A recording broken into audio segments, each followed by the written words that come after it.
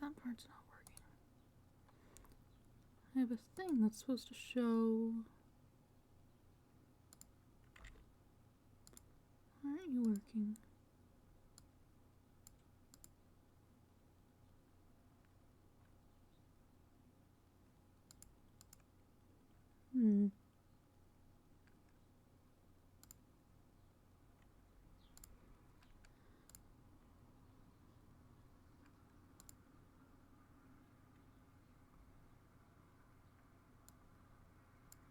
That one should be fine.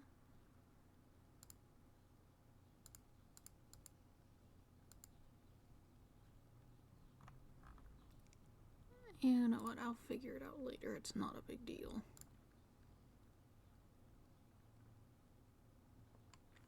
Let me check and make sure that part's working, so that's fine.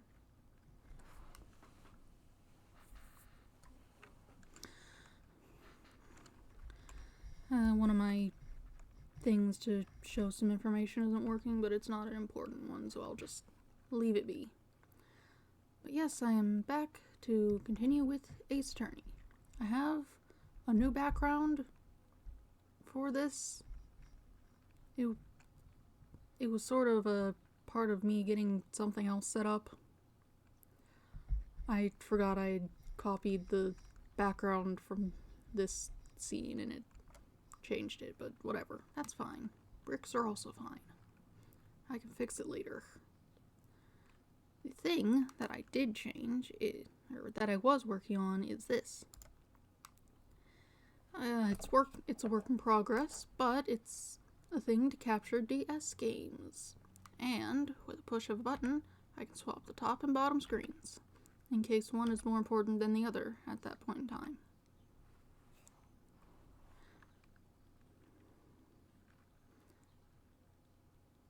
That's the Conan and Kindaichi case files game I had mentioned wanting to play, but can't do that right now because I haven't actually read the Kindaichi case files yet. I will, later. But first, it's time to play Ace Attorney.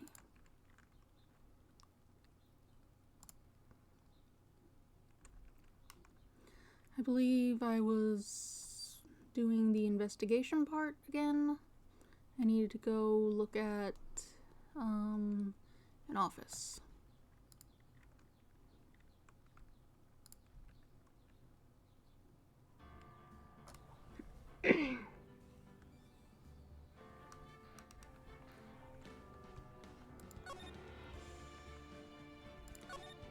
Let's see.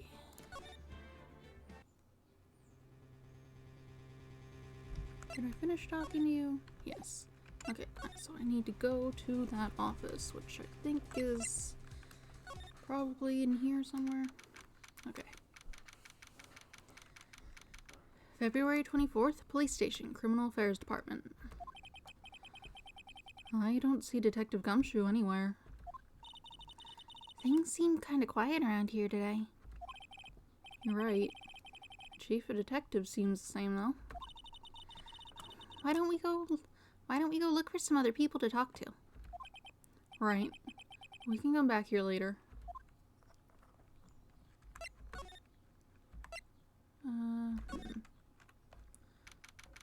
February 24th, Police Department entrance. Here's you. Howdy, Bambino. Oh, Mr. Marshall. I never thought things would turn out. I never thought things would turn out this way when I woke up this morning. Okay, Sarah. You never know where life will lead you, eh, baby? Bambino? I don't know if that's how you say that in Spanish. I don't know Spanish, really. I should have known my luck had run out when old Billy dried up this morning. Billy? Must be his pet cactus. Say, where are you headed? Just over to the prosecutor's office for a little interrogation. It's a voluntary appearance, but we all know I won't be coming back. Sorry, but you can't go in.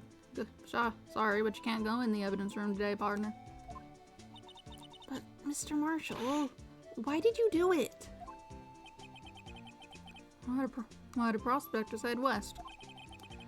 If ever there was a case I needed to know the truth about, it was that one. Before you turn yourself in, Mr. Marshall, would you mind telling us exactly what happened? Looks like I won't be getting a steak lunch today.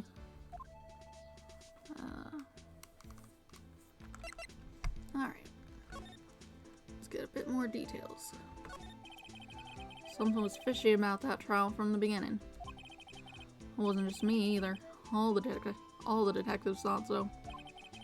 What do you mean fishy? Some of the facts reported were inconsistent with the evidence we found. For example, the murder weapon. The murder weapon? You mean that switchblade knife with the broken tip?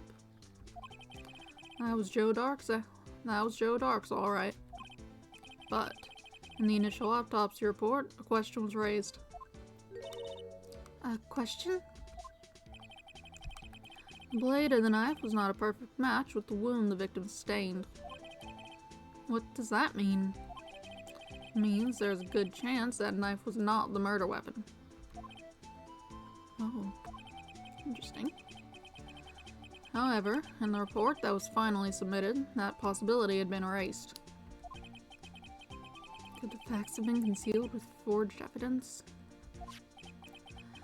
That case left behind scars on all of us. The scars that the SL9 incident left behind. Alright. How about you? Or that guy.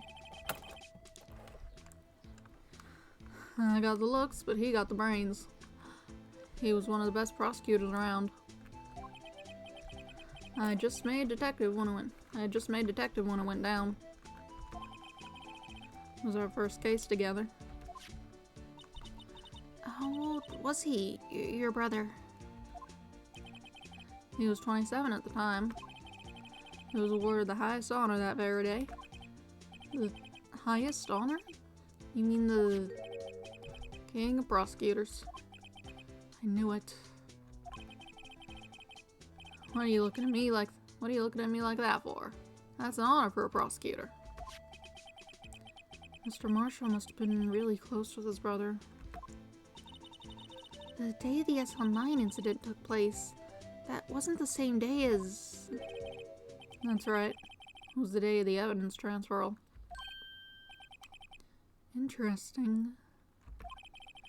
It was drizzling that morning, and by nightfall there was thunder. I can't believe 2 years gone by already. I tried to steal the evidence so the case wouldn't die. Apparently, someone tried to stop you. Detective Goodman was murdered, and the evidence locker was empty.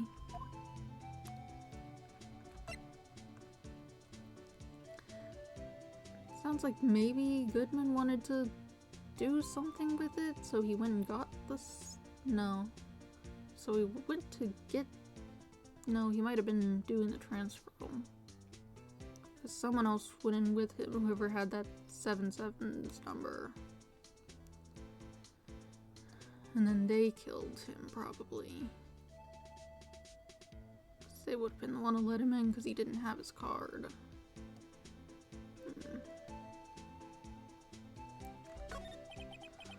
There was something going on behind the scenes in that case.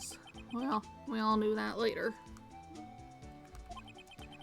Every detective involved in that investigation, save one, was taken care of.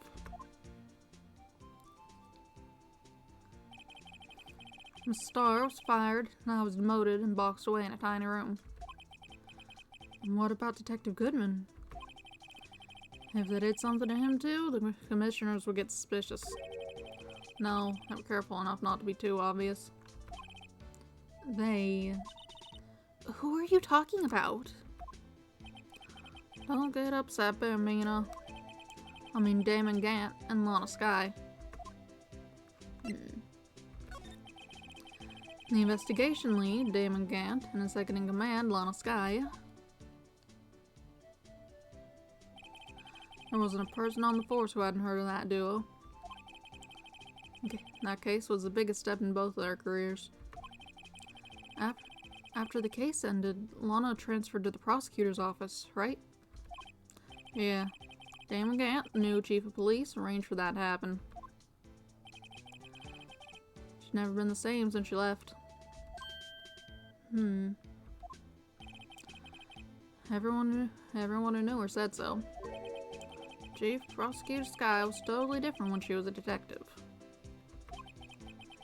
Now that he mentions it, Emma said something like that too.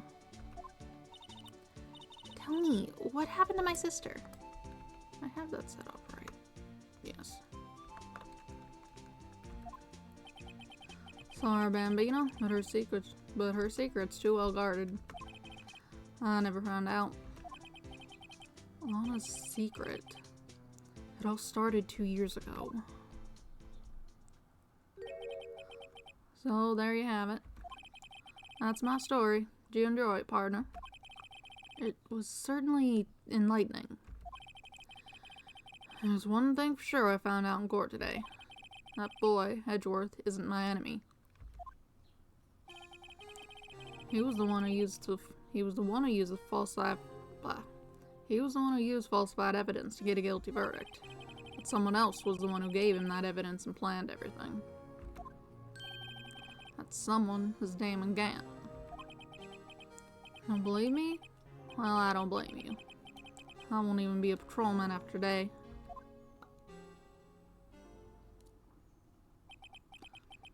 Too bad I won't be around to work with you when you become a real scientific investigator. Adios, Bambino. Alright. Now if we can get into... Okay. Was it in here? February 24th, prosecutor's office, underground parking lot. No one's here today. Not even Miss Starr. Everyone's probably busy looking into what exactly went down in the evidence room. That must be where the detectives are.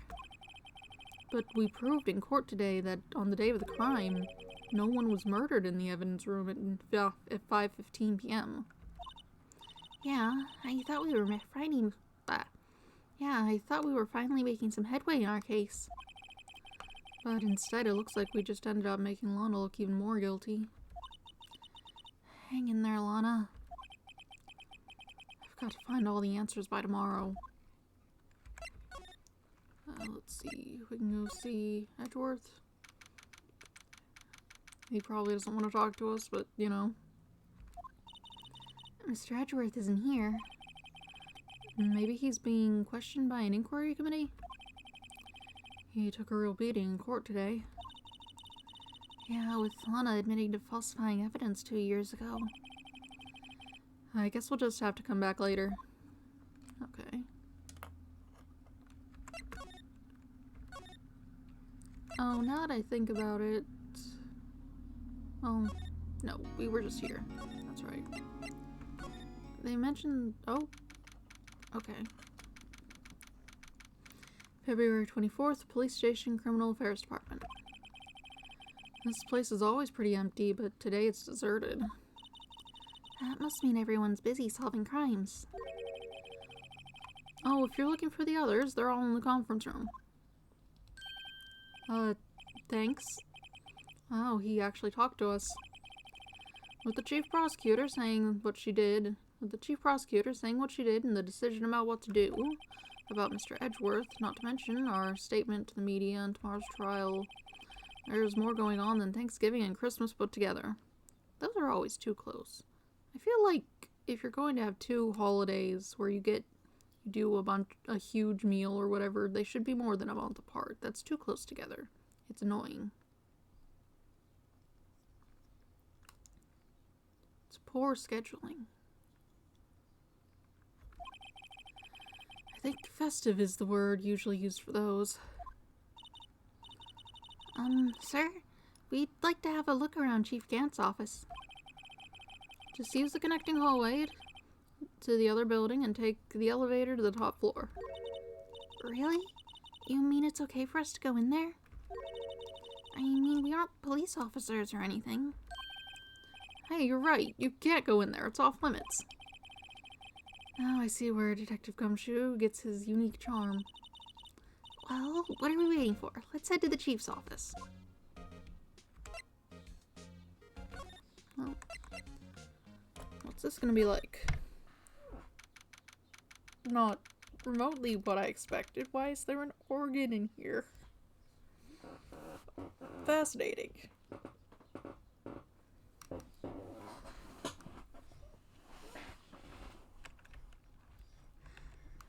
February 24th, Police Department Chief's Office.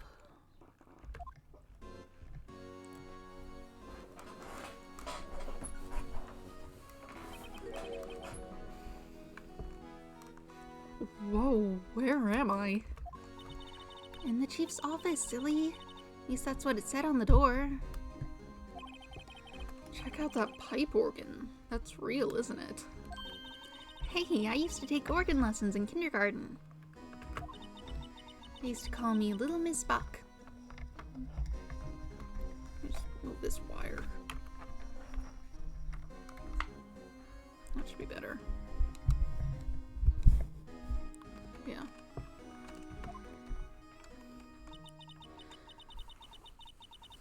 I thought I was a genius until he started teaching me notes.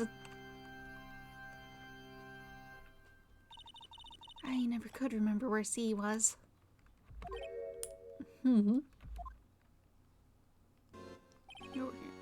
Oh, it's you two. Chief Gant. He put the paper he was reading in his desk. So, righto, have you been swimming lately? No, I haven't.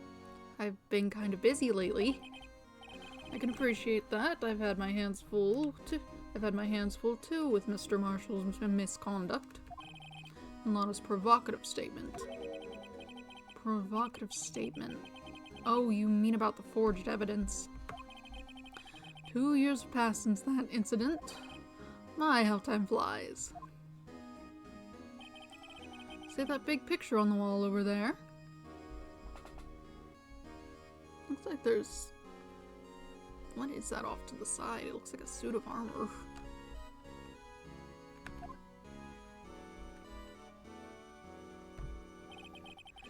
That's a picture of Lana, Neil, and me. It is a suit of armor. Why? Oh, there's that vase.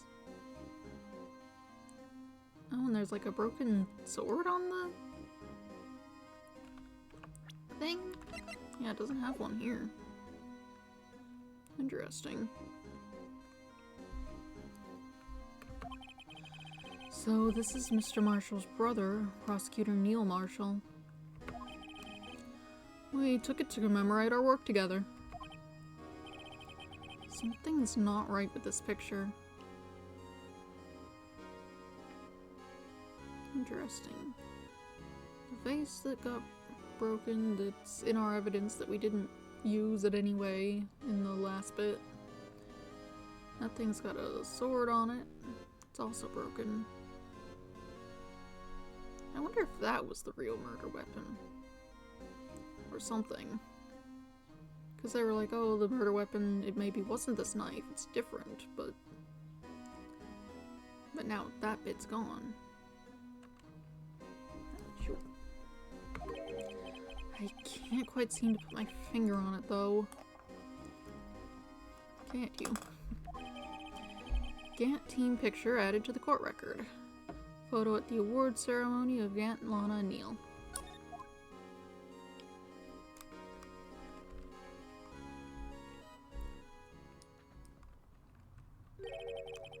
Anyway, I'd like to reminisce all day, but there are matters that need my attention. I'm going to lock up here, so let's go out together. Oh, there's that armor. I guess they just have an armor in here. Whatever. Weird that it was in front of her, but... Oh! But this office, it was a crime scene 2 years ago, wasn't it? That case has long since been over. There's no need to investigate it anymore. All the same, we'd still like to have a look around. Perhaps you didn't hear me. I said there's no need to investigate it anymore. Phoenix, you need to learn how to pick locks.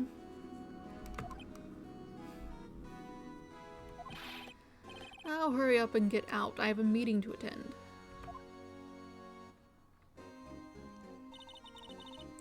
Looks like we aren't welcome. It seems that case isn't over with yet, after all.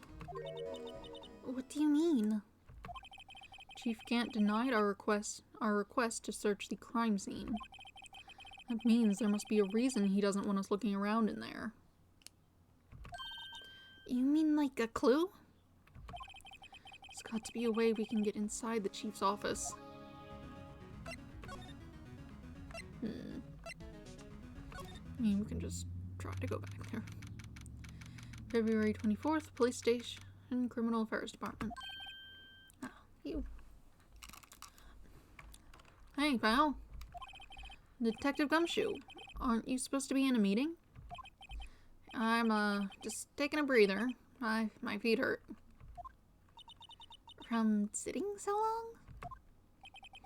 Actually, from serving everyone coffee. Sounds like Detective Gumshoe is still out of the loop. Say, have either of you seen Mr. Edgeworth? Edgeworth? No. Why do you ask? He's under fire from both the police department and the prosecutor's office. It's almost like the battles between you two in court. That sounds serious. Is it because of what my sister said? That's basically what it all boils down to. That falsified evidence 2 years ago. Now Mr. Edgeworth has a whole world after his blood. Yikes. Alright. But why would Edgeworth be blamed? It's not like he knew the evidence was forged. Lana Skye is the guilty party here, isn't she?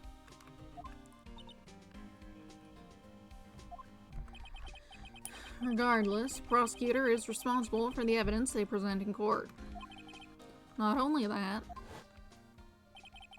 but as you know, there have been a lot of rumors going around about Mr. Edgeworth. His voice isn't right. His amazing talent as a prosecutor has kept him safe from those who don't like him. But now, with this... Are there really so many people who hate him? In our world, only those with talent rise to the top. Mr. Edgeworth not only has that, but he's young. There's no better recipe I know for making enemies.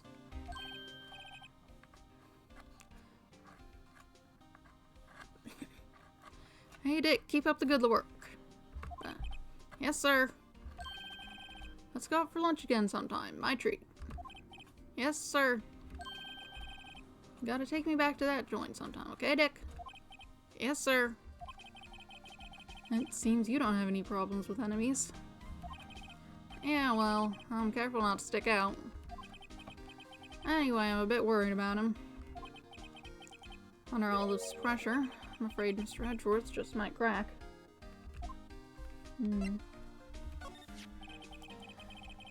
Actually, I took a look at the file earlier while the coffee was brewing. He seems genuinely concerned for Edgeworth. Well, did you find out anything? The only evidence Stark left behind was during his final attack. His final attack? You mean... when he killed Prosecutor Marshall, who was trying to protect some girl? Me. It seems Detective Gumshoe never realized Emma was the girl. That's when he left the most incriminating evidence of all. Well, what is it? Oh, let's see. I think it had something to do with the murder weapon. Oh, I forgot. Oh, I forget. Look, it's all written in here. Somewhere in here, okay? His powers of recollection never fail to impress. Maybe we should show him the murder weapon. It might jog his memory. First, we're gonna talk about this. Joe Dark was 42 at the time of the crime. He was just your run-of-the-mill businessman. A businessman? What made him take to serial killing? One day, on his way home from work, he hit someone with his car. With his car? So it was an accident? An accident, yes, but it transformed him into an animal. An animal? He killed a man that witnessed the accident. And he killed a second man. The kid walked by then, so he killed him too. Then when he's burying the bodies, the jogger came upon the scene and he killed him as well. Finally, he turned himself in. My goodness. Sounds more like he was, like, waiting for an excuse or something. You don't kill, like... what, like... 4 people and also accidentally hit one with your car? And also bury them? That's not a normal thing. Which... like, he was probably already like that. Seems like he was a pretty careless animal. Of course, this is all conjecture. There wasn't a single shred of evidence. Even when he turned himself in? So he turned himself in. Yes, but in the middle of questioning, he fled and murdered his final victim. Prosecutor Marshall.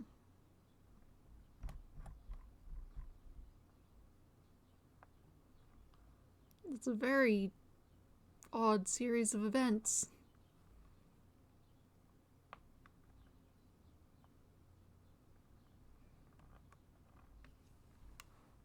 Hit one person with a car, stabbed 4 more people, buried their bodies in the woods or something, turned himself into the police, decided, actually, I don't want to be here, then ran into someone's office and stabbed a guy. Also, that doesn't make sense.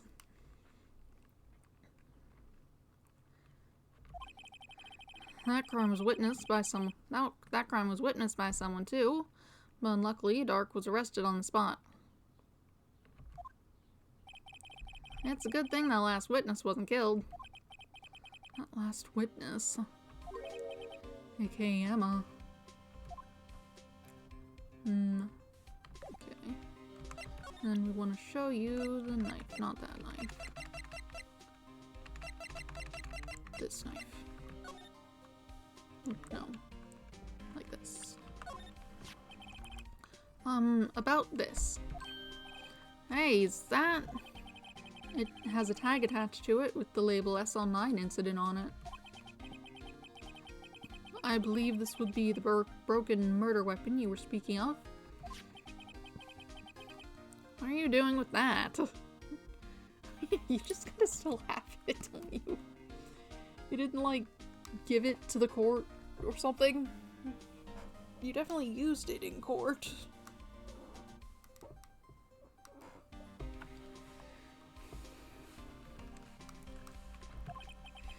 Ever since that case was closed, that knife's been locked away in a locker.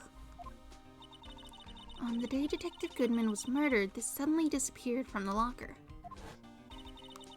It was found in Mr. Edgeworth's car muffler. Although it doesn't seem to be present in this image. That's it. Now I remember what that incriminating piece of evidence was. When you showed me that knife, it all came back to me.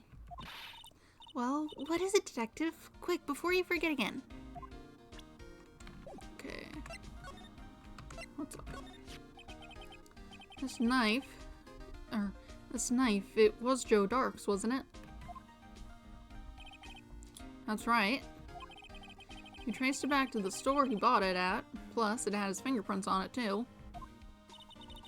But no one actually witnessed him using it to murder anyone, right? That's where his luck ran out. When you take a good look at the knife, you'll see it's broken. And you don't have to take a good look to notice that. Yeah, well, anyway. Take a guess where the broken off tip of the knife was found. That's what did him in. Where was it? I would guess in the body. The victim, Neil Marshall, was carrying it inside his own body. It was found deep inside of the stab wound. Did it match Dark's knife? You bet. Down to the last fiber. That's pretty conclusive. Neil's autopsy report has been added to the court record. Stabbed in the back, died from a punctured heart and lung. A knife tip was in the wound.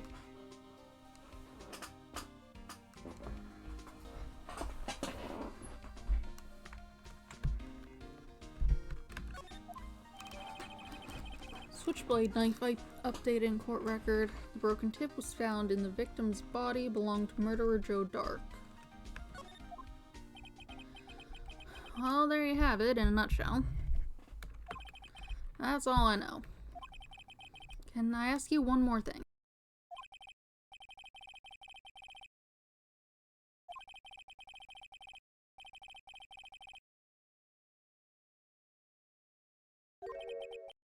It's where prosecutor Neil Marshall was murdered. What was that hang there? Did you hear the audio, like, catch for a second? There's nothing weird happening, right?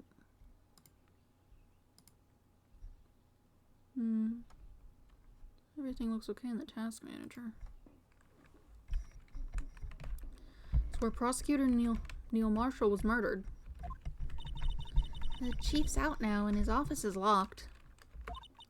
But we'd like to have a look around, if that's okay. Okay. I moved the wire. I wanted to make sure I hadn't knocked out the microphone. That'd be bad. Well, any detective's ID card can unlock the door. What? Really? But if I let a civilian in there, I'd be charged with breach of trust. Breach of trust? Any detective's ID card. I mean, I think we still have the Goodmans. If we still have the knife, we definitely wouldn't have given them the card. Simply put, I'd be canned. Or maybe that other one. That one we borrowed to get into the evidence room earlier. Oh. Sorry, pal. I don't plan on getting fired because of you. How about this ID card? It was Detective Goodman's. That won't work either. The data was deleted the day he died. Oh. So in other words, Gumshoe was our only chance of getting into that office. I wonder if there's something we could show him that would make him change his mind. Do we have anything like that?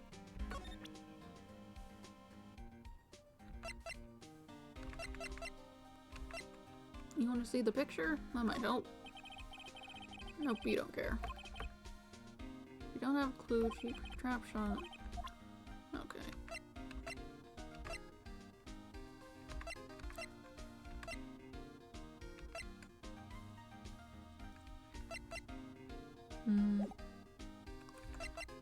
Not sure if we have anything for that.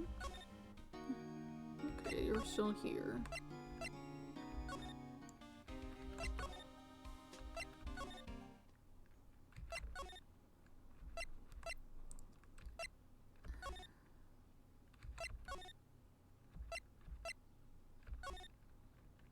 Oh, okay, something's over here now.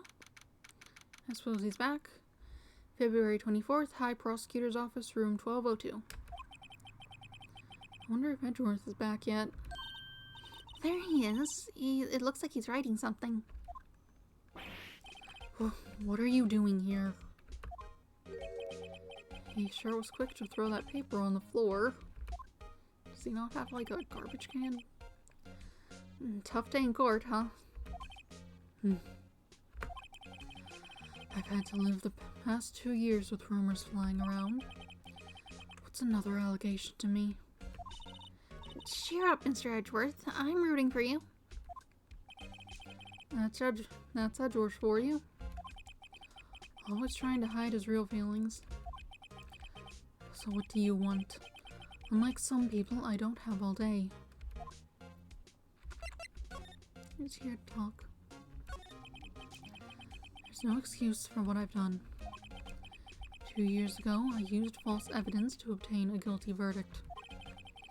That's what it all breaks down to, and nothing I do can erase that fact. But you didn't know, did you? I mean that the evidence was falsified. The police department and the prosecutor's office share a bond of trust. If that bond is broken, we stand to lose everything. The police department's error is my error, my responsibility as the prosecutor in charge. The fact remains the same. That fact remains the same no matter what excuses I might have. Mr. Edgeworth, I take pride in my work. So tell me why. Why has it all come to this? Even Edgeworth can't keep this kind of emotion bottled up. Are you up for the trial tomorrow? First last year's trial and now this one. Seems all you do is worry about me. To be honest, you're getting on my nerves. But Mr. Edgeworth, you can't just walk out on the trial. Tomorrow is the last day. It's too late to change prosecutors. I'll bet that's what my superiors are banking on. I never thought that case would come back to haunt me like this. What do you mean? The list of evidence, it seems too short. Most lists run twice as long. It's only half as long as most lists. That is odd. After Neil Marshall was murdered, I became prosecutor for that case. I may not have been part of the investigation, but I knew what I had to do. Use the evidence I was given to prove the suspect guilty. That was really the only thing on my mind at the time. Say, we just saw a picture taken around that time. That picture, something seems strange about it. Maybe I should look at the trophy again and you'll be able to point it out. Could you tell us again about what happened on that day? The day Detective Goodman was murdered. You were participating in a ceremony over at the station, right?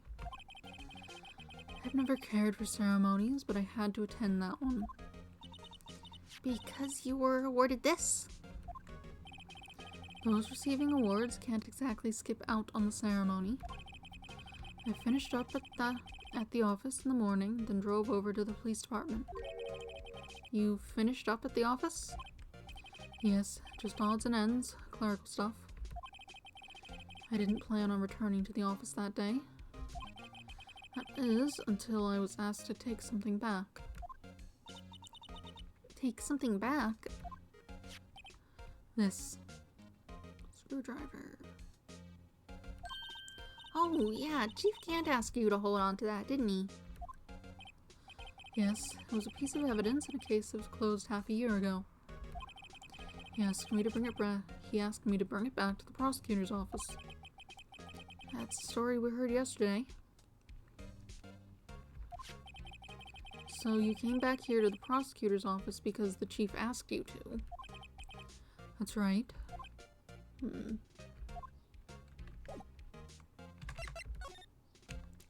Let's see. He won such a prestigious award. Why would he just leave it on the couch? Yeah, you'd think he'd want to show this thing off more than that giant steel samurai. What is it? This is the King of Prosecutors Awards, right?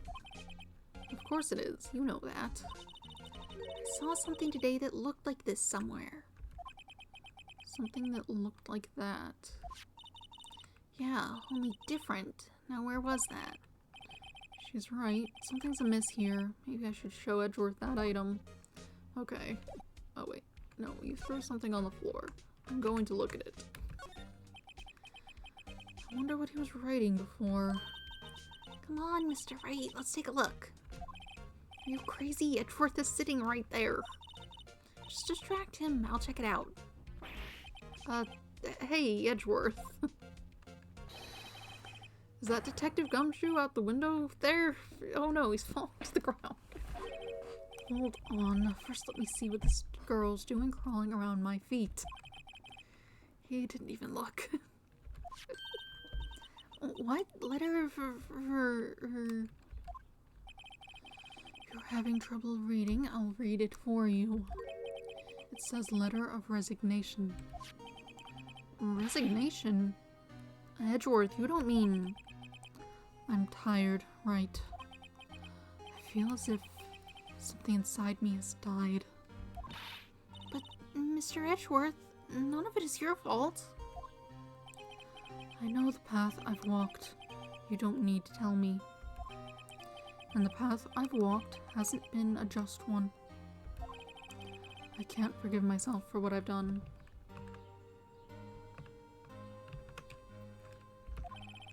And no one else should forgive me either. Uh-oh. I think he's serious.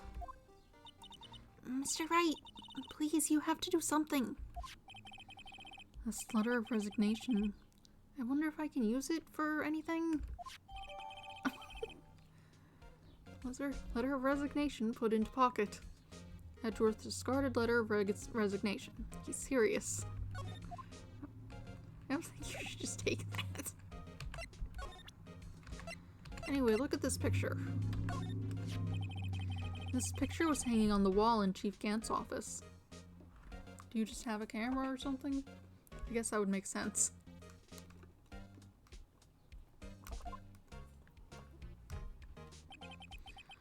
Prosecutor Neil Marshall. He had just started making a name for himself. Looks like this was taken when he received the King of the Prosecutors trophies.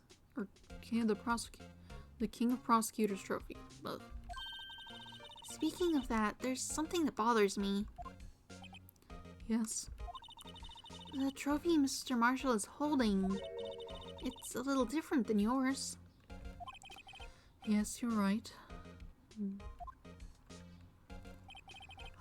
I remember now. Remember what? That was what the official prosecutor's trophy looked like until 2 years ago. There's a story behind its design. A story? Sounds interesting. Would you mind telling it to us? It's simple, really. Contradiction. That's what the award's based on.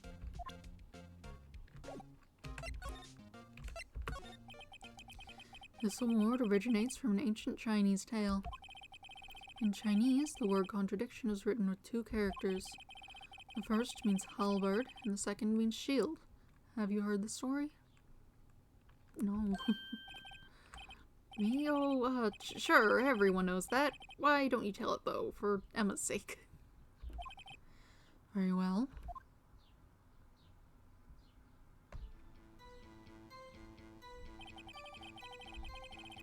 Long ago, in the kingdom of Chu, there was an arms merchant. One day, he presented the king with 2 items. The first was a halberd he claimed could slice through any shield or armor. The second was a shield he claimed could withstand any weapon. Wait a minute. Those claims contradict each other. Very perceptive. But then again, you've heard this story before, right? Anyway, as you mentioned, the very descriptions of these items discredit them both. When the king pointed this out, the merchant was left speechless. And thus the Chinese word for contradiction was born. Oh, I see. So the chipped shield and the broken knife symbolize... Precisely so. They symbolize the merchant's items. The ancient tale ends with the merchant at a loss for words. But it's in our nature to pursue matters to their conclusions, even if it results in something as ugly as this. Wow, thanks, Mr. Edgeworth. I learned something new today. It's funny. If that's so, then why were you only given a shield? You'll have to ask Chief Gant. 2 years ago, he had the halberd part of the award abolished. Chief Gant. King of Prosecutors Trophy updated in the court record. 2 years ago, the halberd was removed at Gant's behest, giving it its current form. Interesting. Definitely sounds like that was the real murder weapon. Why the cover-up, though? Aside from needing better proof. I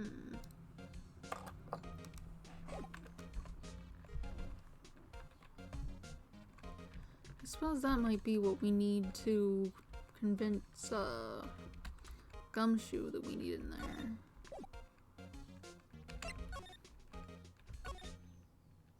Oh, something happening here.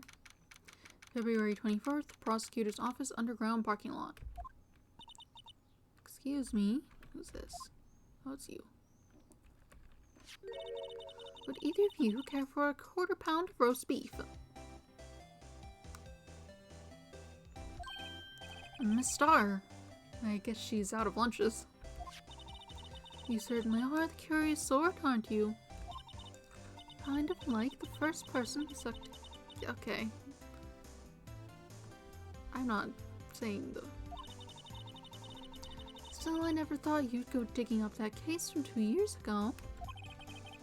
Everyone in this trial was involved in the SL9 incident. Not only that, but the murder occurred on the very day the evidence from that case was due for transferal. This can't all be attributed to mere coincidence. Aren't you forgetting something?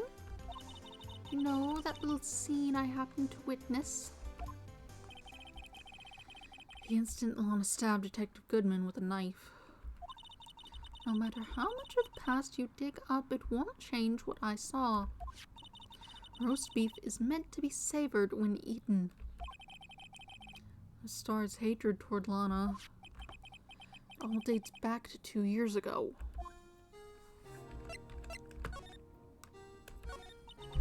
Joe Dark. That's a name I'll not soon forget. We trailed him for half a year. Oh, the pressure. Did he just take half a year to turn himself in, or...?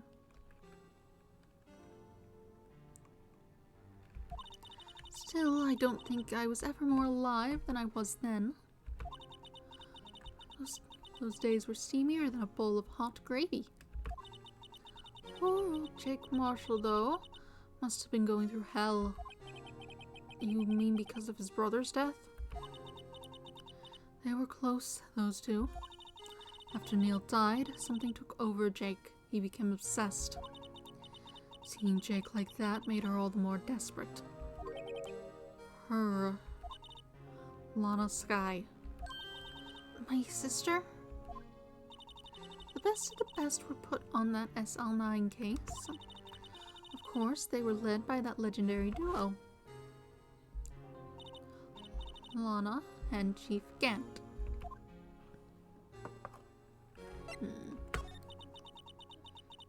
That legendary pair was the reason we were able to keep up our investigation. That's why we're so shocked over how it turned out. You mean with the forging of the evidence? Don't get me wrong. Joe Dark got what he deserved. Still, it was obvious the evidence produced in court was being manipulated. Items our team never found would suddenly appear while other items were kept secret. But you don't have proof anything illegal was done. I'm proof enough of what happened. After that case, all of us, save Goodman, were relieved of our duties. Most without even so much as an explanation. Then Lana Skye transferred to the prosecutor's office and became chief prosecutor. Lana always wanted to be a prosecutor. Nothing's quite as simple as it appears. Huh? Lana Skye was merely being used as a pawn.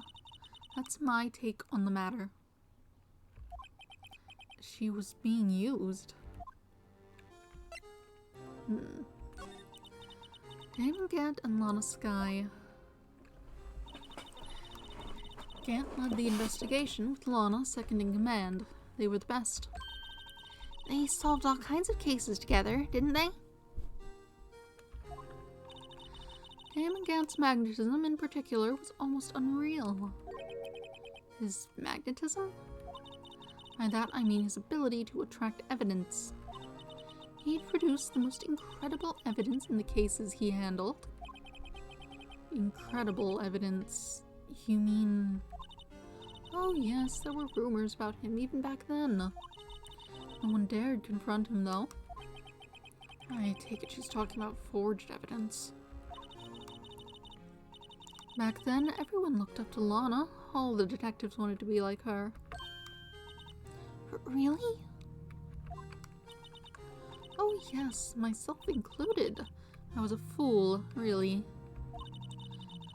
She hated anything crooked and would always watch out for the other detectives. That's why she was so concerned for Jake.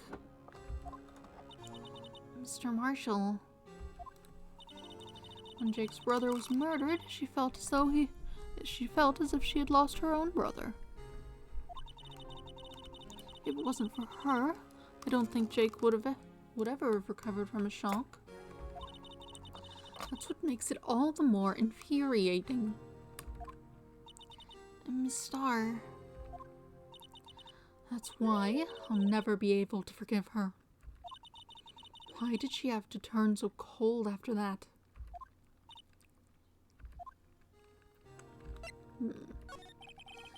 Lana transferred to the prosecutor's office 2 years ago, didn't she? Yes, thanks to Chief Gant's powerful influence. Chief. That's right, having solved the SL9 case, his position as chief was secured. There was only one thing left for him to control, and then no one could stand in his way. The prosecutor's office. What? You mean that's why Lana was transferred?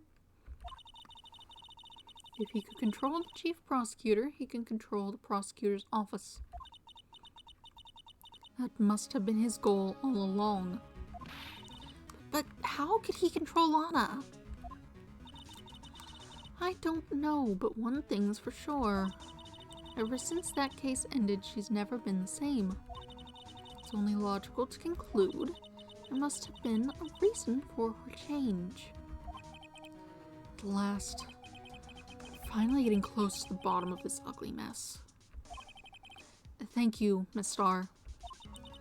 You listen to me, Rookie. It takes more than just ingredients to create a fine cuisine.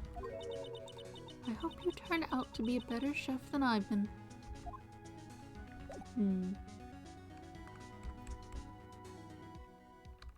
But we were going to go and talk to... that's the wrong place to go. We need to go...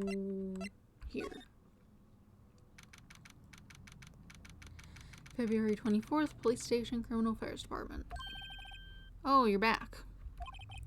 You're still here? I gotta make 150 copies of these files. Brewing coffee, copying files. I'm turning into a regular DJ. You're a DJ as well? If I'm not mistaken, I think he means desk jockey. Oh, that DJ. I gotta admire your persistency, but my answer's still no. I'm not letting you into the chief's office, period. It'd be my neck on the line. That office is the last crime scene in the SL9 incident. I have to take a look in there. There's got to be something we can do to make the detective change his mind. Check out the new information we have about this shield. Hey, that's it. That's the King of the Prosecutors award that Mr. Edgeworth got the other day. Were you at the award ceremony, Detective Gumshoe? Of course, pal. I got an award for diligence myself. Ah, congratulations. Say, this design is based on an old Chinese parable, right? Yeah. Everyone knows that. There was this, dragon. Yeah, that's it, a dragon. He had a thing for shields, see? That's not exactly the version we heard. No, but this one sounds more exciting. Oops.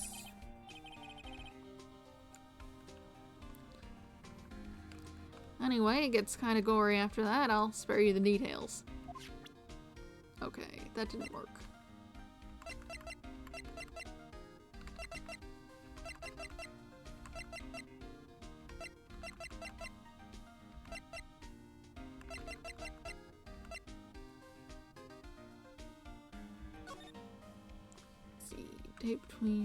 Date and time of death, February 19th, between 7 p.m. and 7:30. Single stab wound, piercing heart and lung. Died from blood loss in under 10 minutes. Weapon found in wound, was missing tip.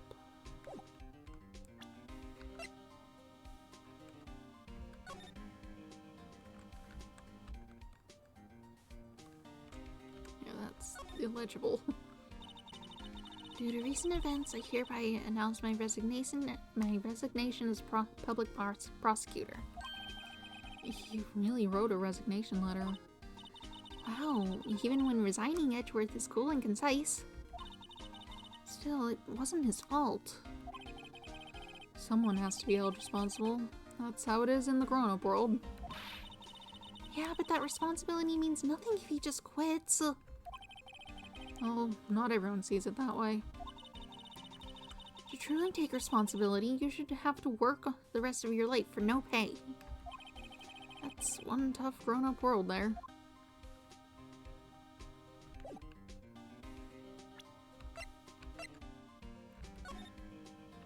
Yeah, I can't...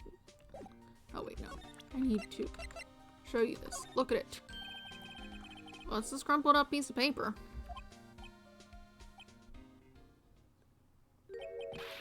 No way! Mr. Edgeworth can't be serious. Is he ever not serious? I can't believe they pushed him this far. Mr. Edgeworth really feels responsible. When I first met him, I thought he was cool, as cold as ice too. But I know different now. He trusted us detectives to provide him with sound evidence. But we betrayed him. Detective.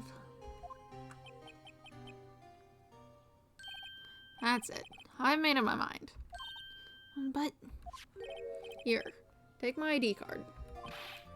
We can't do that. If someone found out, they wouldn't let you off the hook with another lost item report. Look at me.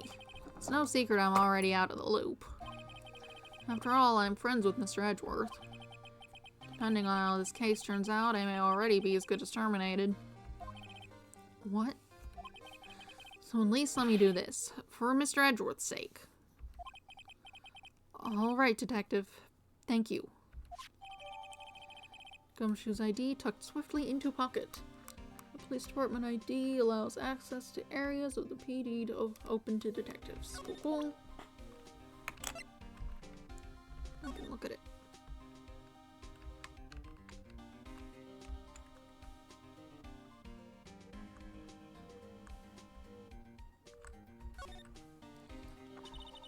Detective Gumshoe isn't very photogenic, is he? Well, whatever you do, just don't say that to his face. Look, his eyes are half shut. Yeah, his mouth is half open. That's definitely not what this image is showing, but sure. Hey, each of his shirt buttons is off a notch. And he's got the narrow end of his tie in the front. I think this goes beyond being a photogenic issue. None of those things they said matched the image. Oh well. Let's get in there. February 24th, Police Department Chief's Office. Here goes, Mr. Wright.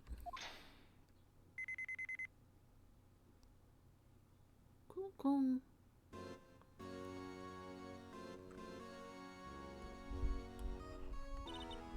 We're in. If anyone finds us now, Detective Gumshoe's a goner.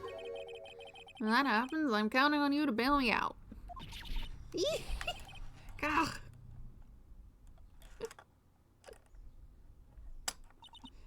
Sorry, I thought you were a ghost. I didn't even know you could slap a ghost. Ah, Detective Gumshoe. You're a little late on the reaction. What are you doing sneaking up on us like that? I wasn't sneaking. I was just worried something might go wrong. So I came too. If you're here, then what's the point of giving us your ID card? Gumshoe's ID card crushed and rendered unusable in pocket. Hey, don't do that! Don't do that to my card!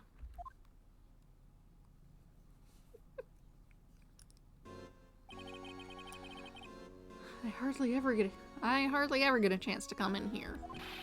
So I figured I'd have a look around myself. It's fine. Besides, we're all in this together now. You really do want to get fired, don't you? Not if we're lucky. Now come on, let's see what we can find out. I've got a bad feeling about this.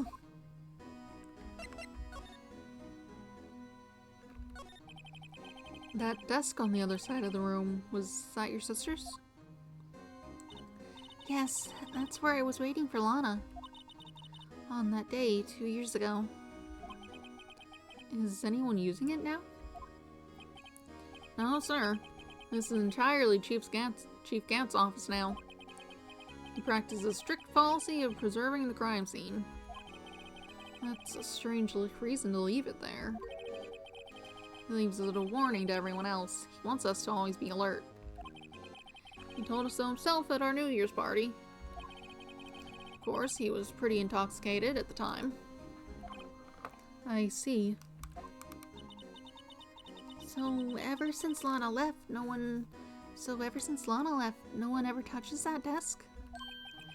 No one except Chief Gant, and the cleaning lady, who's in here each morning. Still, 2 years have passed since that incident.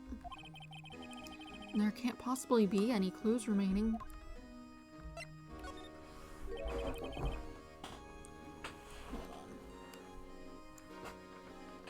Stretch my legs.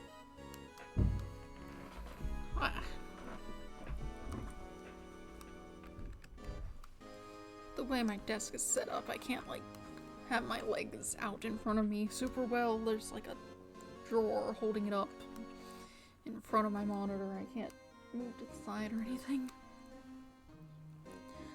Can I ask you something? Sure.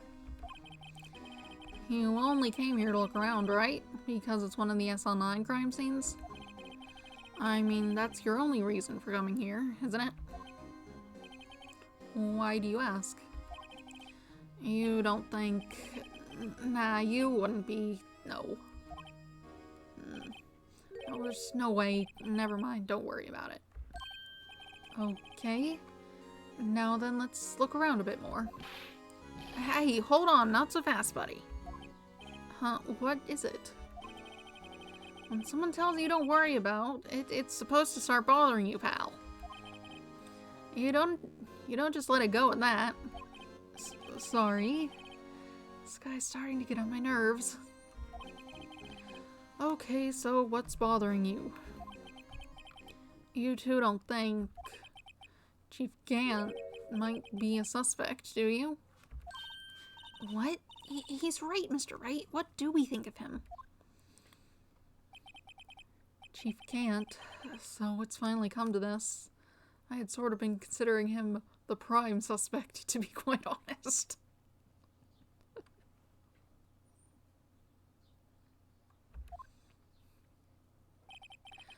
What do I think of him? Perhaps it's best I don't divulge my feelings yet. There you go, ignoring me again. Alright, let's look around. We have a safe. This is a safe, isn't it? Safe. That word is ripe with intrigue. Okay, if you say so. It looks like a code needs to be entered in this panel to open it. A 7-digit number. I think I might know. I think I might know what it is.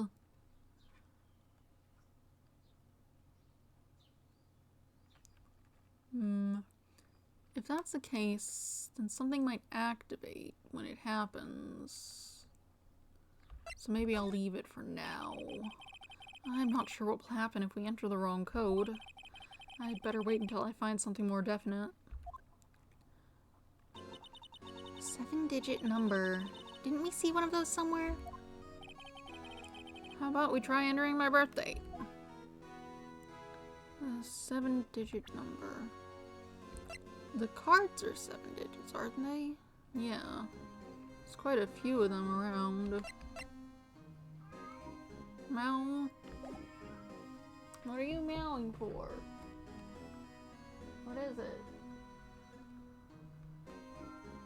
Mo, you wanna come in here? Come here. I'm not going out there, I'm busy. The cat, he's so sad. He's so lonely. He couldn't possibly sit in the room that there's a person in. No, he wants me out on the couch. How about this armor? It's weird. This is the real deal, isn't it? And this armor and these weapons? Sure is, pal. The chief doesn't care for imitations. First the pipe organ, now this armor. Do you know how many taxpayer dollars must have gone into this room? What? You mean we're paying for this? That's it. I'm not paying 1 cent of my taxes. You don't have any taxes to pay. Shh, be careful of what you say. Who knows? The chief may be hiding in his armor as we speak. I don't think he'd fit in there. Even if he did, he'd never be able to get back out. Cut it out. You guys don't know how scary that guy can be. Window. You can see pretty far from 15 stories up. If you were to drop that suit of armor from here... First, the chief wanted to use stained glass for this window. Really? Why didn't he? I mean, it looks like there is some. And they say he changed his mind because he wouldn't be able to see the view. Oh. Stained glass or not, it's a huge window. Chair, phone. Wow, look at the size of Chief Gant's desk. Speaking of that, when we were here earlier... Oh, it's you two. Chief Gant. Put that paper he was reading in his desk. I wonder what he was reading. This looks like a list of evidence. A list of evidence? It does look like the paper Edgeworth had earlier, where he said it was too short. I wonder if it's the same one or if they're just using the same image. In most cases, the list runs twice as long as this, though. Okay, sounds like it is the same. Hey, look at the case name! Huh. SL9 incident. I wonder what this is doing here. Hold on, detective. What did you say? I said, I wonder what? No, about evidence lists. Normally they're twice as long. That's right. I guess there wasn't a lot of evidence. Half-size list of evidence. List of evidence. It seems too short. Most lists run twice as long. What would the other half of this list be doing? What would the other half of the list be doing here? Okay, that's an interesting take on what the list is, instead of There's just a copy, but sure. I knew it! The chief must be hiding something about that case. What are you yelling for? And of course he's not going to come in here. It would appear so. Evidence list added to the court record. List of evidence in the SL9 incident was ripped in half, so this part is all I've got.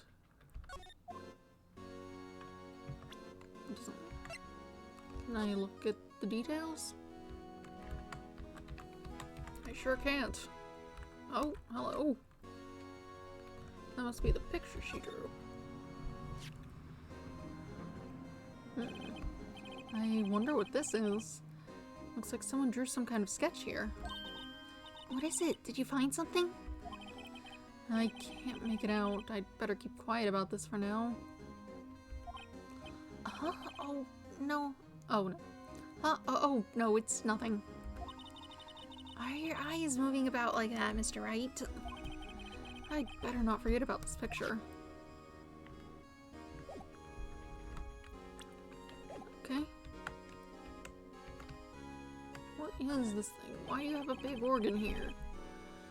The chief's organ sure is a sight but to behold. Occasionally we are playing it from the criminal affairs department. That's on the 2nd floor. This is the 15th floor of an entirely different building. When a detective screws up, the chief calls them to his office and makes them listen to the organ for hours. What's so bad about that? Music soothes the soul. After that, the detective can't hear anything for days except the ringing in their ears. So it's an instrument of punishment, literally. But aren't the chief's ears affected? He never listens to anyone anyway. That's beside the point. Okay. What's over here? We have this picture. This was taken on that day 2 years ago. This was taken on that day 2 years ago. The day Joe Dark ran out of the questioning room and tried to kill Emma. After receiving his award trophy, Mr. Marshall took a picture here. Then went along with Chief Gant to question Dark. I bet he never knew he'd be dead just a few hours later. Gee, think. Okay. Got a printer or something? This was Lana's desk. It sure is tidy. Lana's always been a meticulous cleaner. There's not even any dust on it. It looks like someone's still keeping it clean. Does Lana ever come back here? No. Chief Gant must still keep it clean in memory of their partnership. Ugh. There was stuff legends are made of. Does he keep it in memory of her or in memory of the crime? Plates. These shelves are mostly empty. Lana must have cleaned them out when she transferred over to the prosecutor's office. There's a small picture frame on the left shelf. Hey! This is when Lana and I went to that theme park.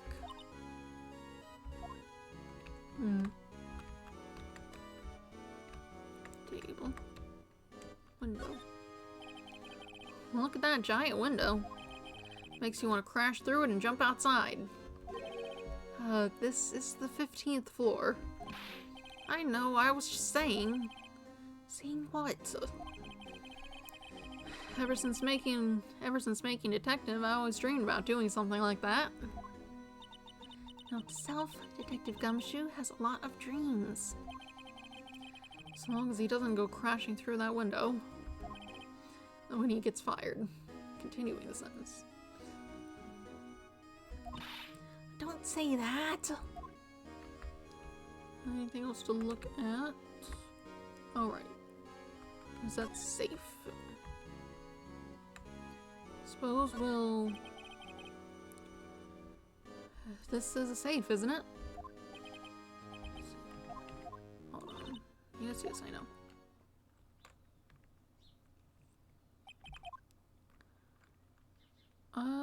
Let's try that 771. Do you know what it is? I have a hunch. Oh, I know. You want to try my birth date? It's...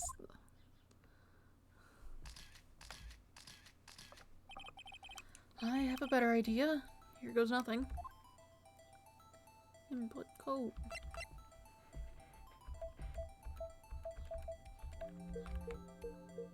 Oh, okay, it just goes.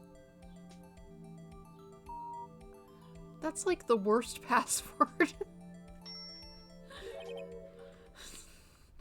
Bingo. What number did you enter? Whose birthday was that, pal? 7777777. The final ID card number on that record. What? The number of the mysterious executive officer who entered the room that day.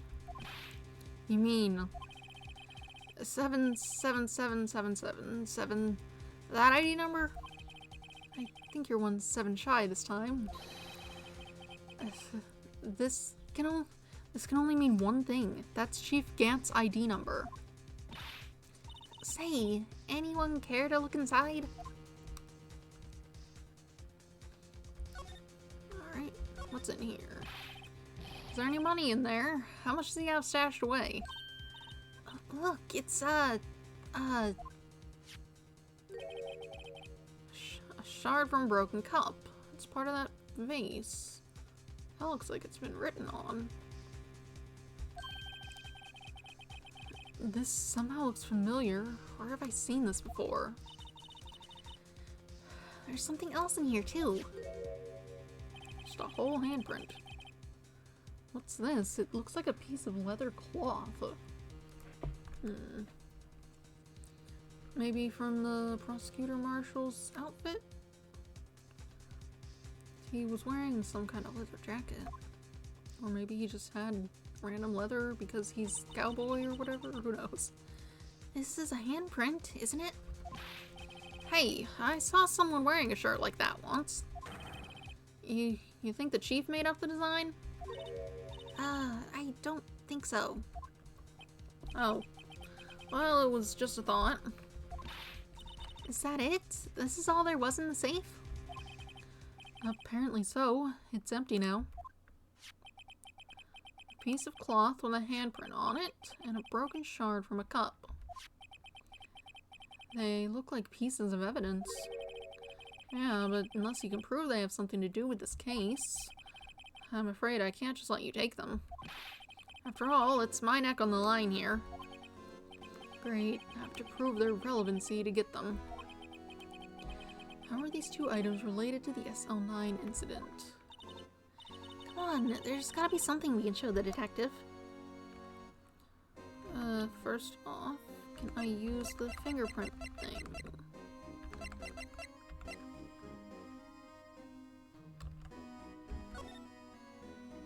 Can I use it? No. How about blood? This one I can use.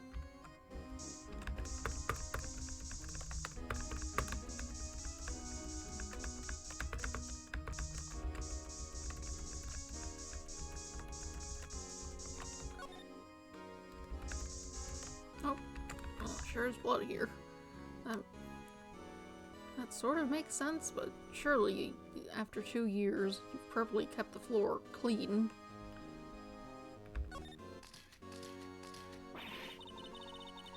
Whoa, this area must have been covered in blood. Is this from that incident? It must be. When Prosecutor Neil Marshall was murdered. 2 years have passed, so the reaction's kind of dull. So a murder really did take place here. Okay. That's not actually important. Hi there. You want to look at this vase? Look at it. Obviously the same thing. Look at it. Detective Gumshoe, could you have another look at this jar? I remember when the three of us put that back together. Those were the days. Hey, it's kind of early to be nostalgic. Wasn't this jar a piece of evidence from that case? That's right. One of the shards had an SL9 incident sticker on it. Doesn't this ring any bells? You know that fragment we just found? You mean this? You mean this one that was in the safe? Yeah, that one. That was in the safe.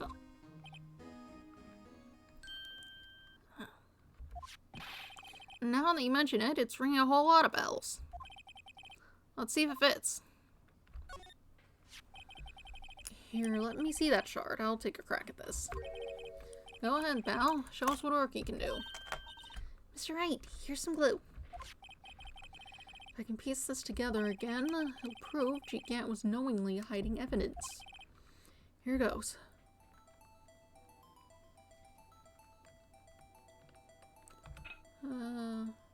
Should just go like that. Yay. That looks less like a letter than the fragment did. There, it fits like a charm. That, of course, means Chief Gant willingly and knowingly hid a piece of this jar in his safe. In other words, he concealed a piece of evidence from the SL9 incident. But... Hey guys, get a look at this. Get a load of this. What is it? This piece you just attached. It's different from the others.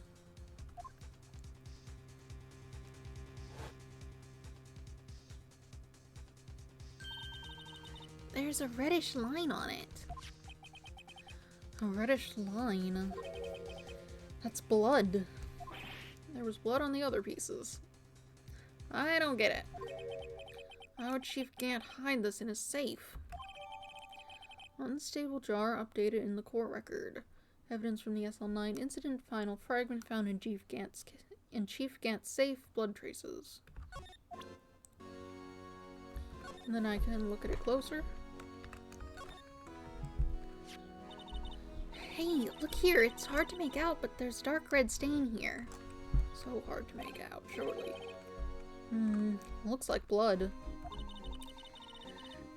This piece the chief has is different, though. The bloodstains on the other pieces are just spots. This one's a line.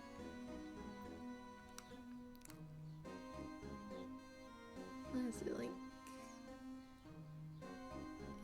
She? Maybe.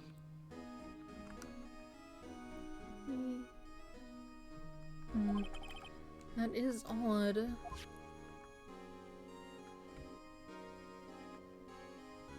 Nothing else to look at. Look at the bottom. Oh, it's hollow. Huh? This thing doesn't have a bottom. That's weird. I wonder which side is up.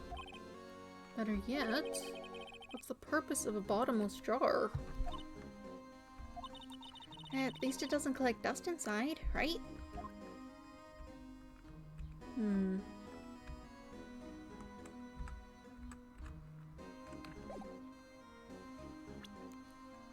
Odd. We need to still look at that other thing. Maybe if I present the, what's it called? The fingerprint dust, then you'll be like, yeah, use it. Detective Gumshoe, I'd like you to have a look at this. Hey, I know what that is. So you want to take some fingerprints? That's a great idea, Detective. Alright, go to town. Sheesh.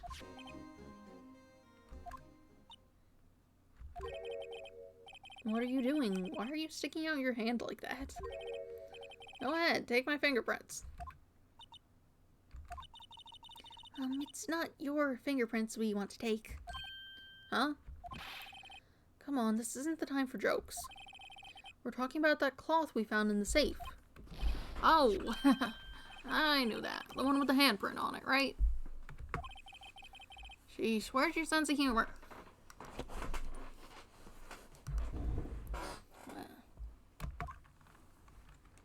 Let's see. Okay, Mr. Wright, let's check for prints. Sprinkle the powder on the cloth. Then, once they've been absorbed into the prints, blow the rest away. What are you, my mom? I don't have to be told 1,000,000 times. Alright, let's get this over with. Oops. Oh, I can't just hold it. I'm sure this was neat and all on the DS or whatever, where you could just tap your screen real easy, but this is kind of a pain. Actually, I think I could probably click, couldn't I? Yeah, that'd probably be better. I gave it my best shot. That kind of result won't be any good for matching prints, will it? But it doesn't look like we'll get a clearer result from this print. Okay, let's try a different finger then. Or, that was, whatever. That one looks pretty clear. Yeah. Clicking it definitely is working better.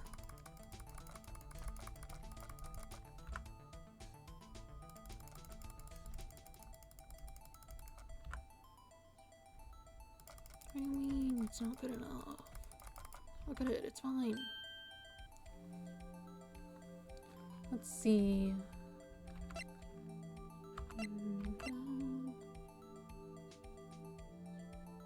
No.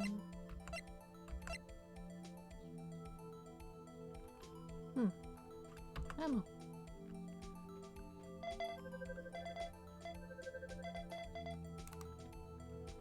Cool. Interesting. No, how can this be? What are Emma's fingerprints doing here? Hey, you found a match? Whose fingerprints were they? Huh? It seems the prints are too old. They aren't clear enough to get a match. Oh, that's too bad. I thought they'd be Dark's prints. Hey you, over here. What's going on here? What are that kid's prints doing in the chief's safe? Don't ask me. Let's just keep this information from Emma for now. Here. Maybe you should hold on to this. Piece of cloth folded and added to the court record. Found in Chief Gant's safe, evidence for something, but what? Bears Emma Sky's prints. Well, was I any help? Of course. Thanks to your ID card, we were able to get some hard evidence. No, that's not very kind, is it? In other words, if it wasn't for his ID card, he would have been useless. Isn't that right, you in the coat? Chief Gant. We didn't think you'd be back so soon. Fortunately, I'm a man who believes in signs. As I was walking to my meeting, I happened to look out a window and saw a stray dog run right into a pole. Just then, I thought of certain detective. You mean me, sir? Now then, I'm afraid I'm going to have to ask you all to leave. Yes, sir. Sorry. Oh, you in the coat. Me, sir. Drop off your ID card on the way out. You won't be needing it anymore. But, sir... Now get out. Yes, sir. We'll be on our way too, then. Wait, you, the one without the spiky hair. Don't go yet. Me, sir? I'd like a word with you. I think I'd like to stick in the room while you do that. But sir, I'm not a licensed scientific investigator yet. You with spiky hair. You're free to go. I think we won't, though. Mr. Wright!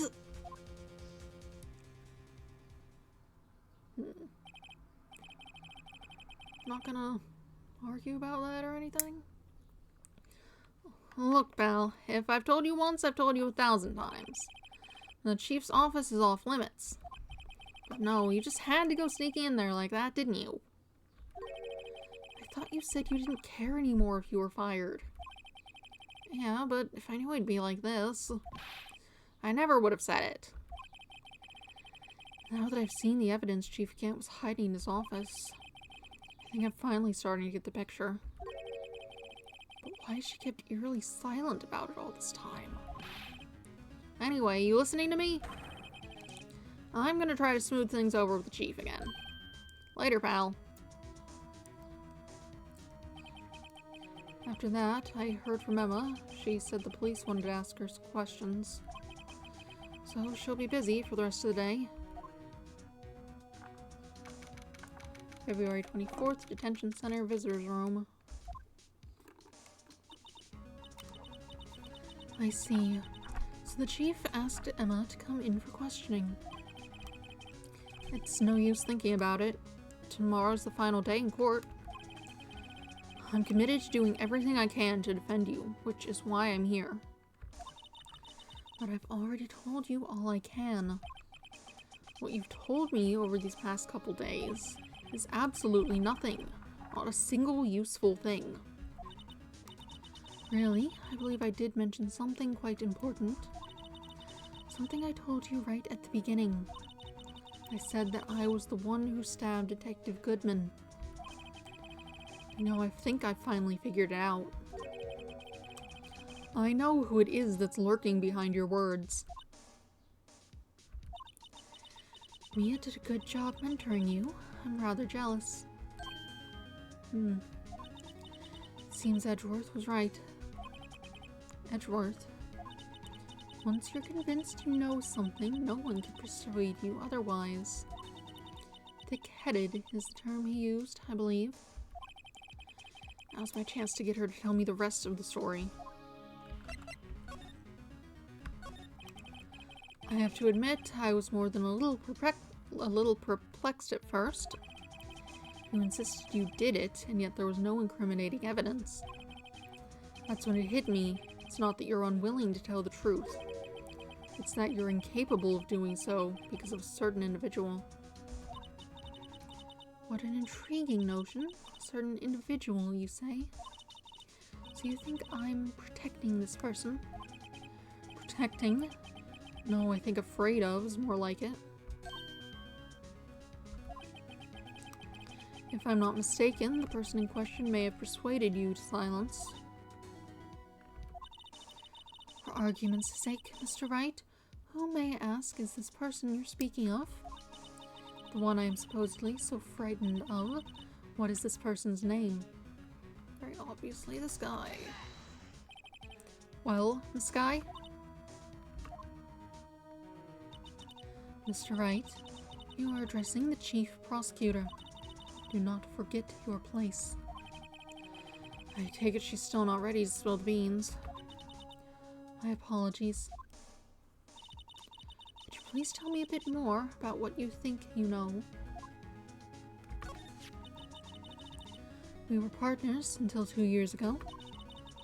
I respected him as a detective. Assuming he is respectable then, tell me something. Why would he try to hide his crimes? His crimes? Both you and Edgeworth will be brought before the Board of Inquiry for what you did. Specifically, hiding and forging evidence. Of course, these are serious offenses. Why is it, though, that Chief Gant's name was never mentioned? Chief Gant? Edgeworth didn't know the truth behind the forgery. The only party who could have possibly tampered with the evidence was me. I had access because I was second in command of that investigation. Yes, you, but also one other, Chief Damon Gant.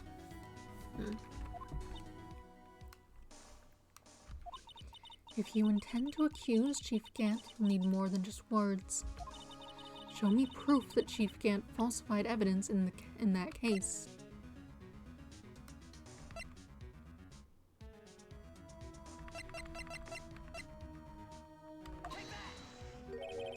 I just found this in a safe in the chief's office.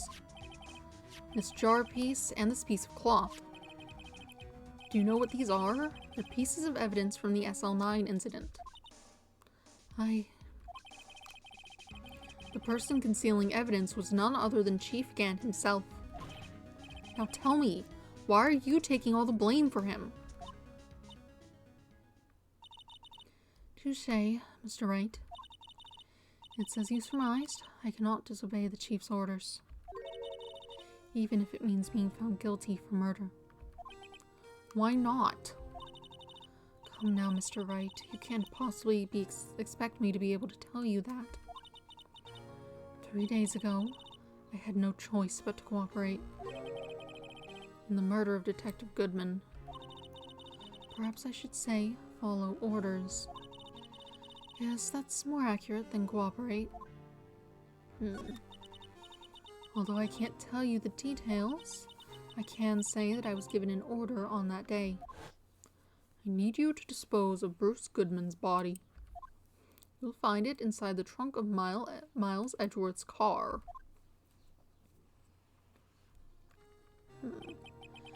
Just as I suspected. Despite what everyone believes, you were not the one who murdered Detective Goodman. Correct. I was trying to take the body out of Edgeworth's car. The trunk's lock was broken, and I discovered that murder weapon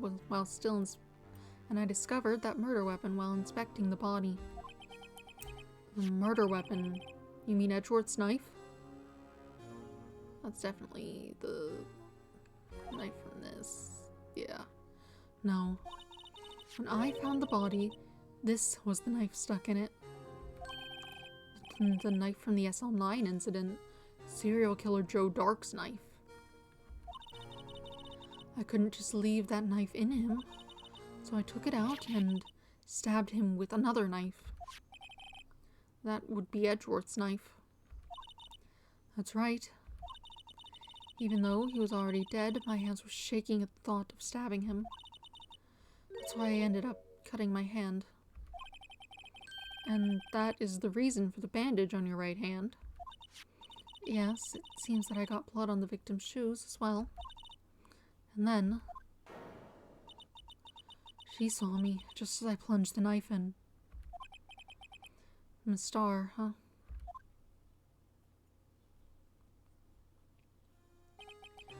Why did you need to hide Dark's knife so badly? It took a lot of work to finally close the Dark case 2 years ago. It was over with. I didn't ever want it to be opened again. My intent was to prevent that, by whatever means possible. So, you hid Dark's knife. The weapon used to stab the detective was evidence in the Joe Dark case. If word got out, which it would, the reporters would have a field day with that. So you wrapped the knife in your scarf and hid it. In Edgeworth's exhaust pipe. Right, then I called my sister. To tell her what happened and to ask her to hide the knife while that was inside my muffler. You asked Emma? I didn't want anyone on the force to know about this. That would explain why Emma is so confident. About Lana's innocence. Speaking of phone calls, I had a bad feeling about one of them that day. A bad feeling? The truth is, after I received those orders from Chief Gant, the first thing I did was make a phone call. A phone call to Patrolman Jake Marshall. To Marshall? Why on earth would you call him? The lead investigator for the SL9 incident had been murdered. I wanted that fact to be kept hidden, and I needed help. He was the only other person I could trust. Or at least I thought I could trust him at the time. Hold on.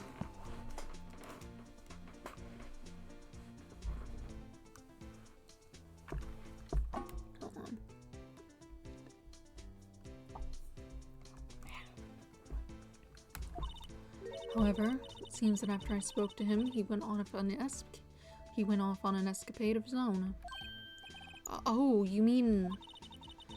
Not wanting the case to die, he decided to take things into his own hands. He disguised himself as Detective Goodman and tried to steal the evidence. He had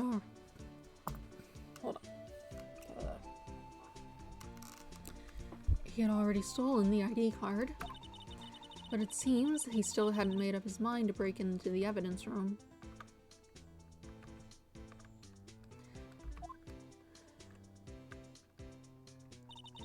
After my phone call, any remaining doubts he had must have disappeared. So your phone call caused the incident in the evidence room.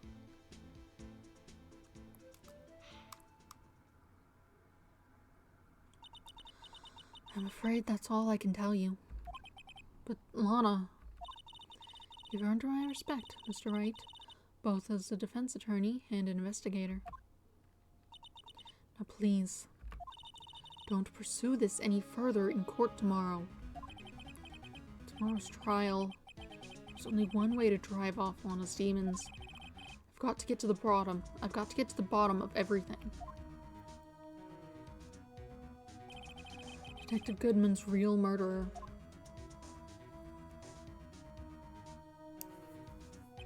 And what went down in the chief's office 2 years ago.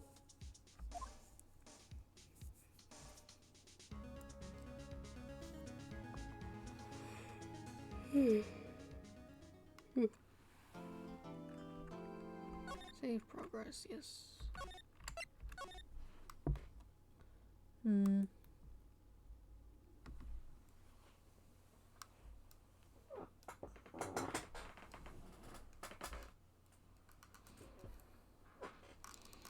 It's going to go into the trial.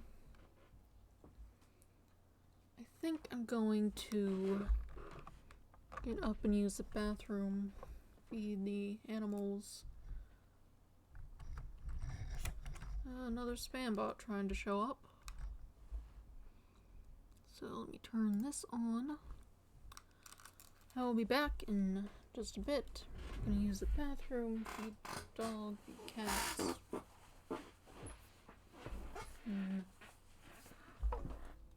My water's fine, I don't need to do anything with that.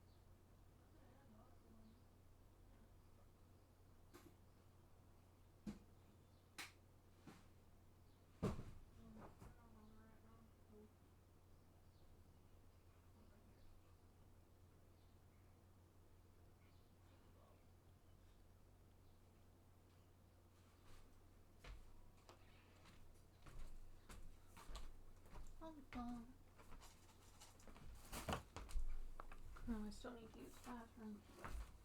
Didn't do that yet.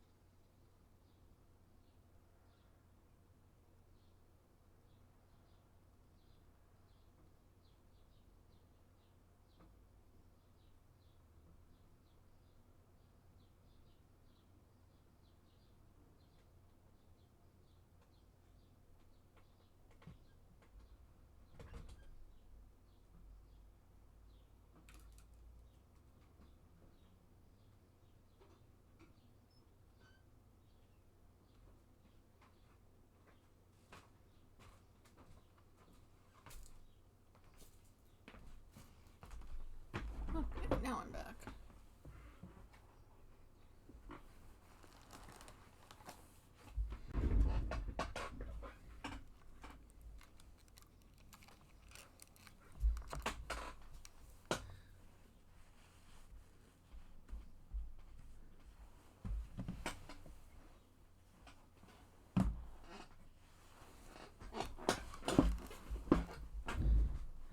Turn off this. Get off my screen. It's like a gnat. Shoo.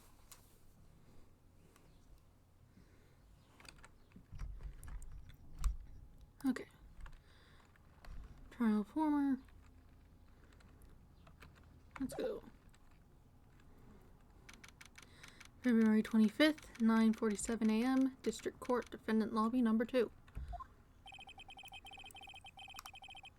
This is the defendant lobby, all right, but there's no defendant. I've been trying to reach Lana all morning. Where could she be? And where's Emma, for that matter? It almost seems as if something's been happening behind the scenes. Who's... Oh, you. I was expecting someone else. Edgeworth.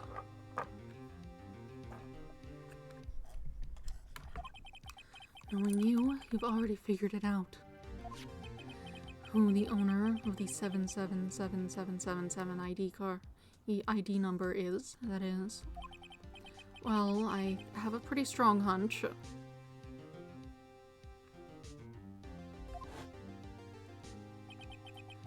Looks like I'm not the only one who's figured it out. You know, the only reason this trial didn't reach a verdict yesterday is because there was still room for doubt regarding this ID record. If that number does belong to whom you suspect, then no doubt will remain. After all, he hasn't been officially charged with anything. True, not yet. In any event, once all doubt has been removed from that list, I can call for a ruling.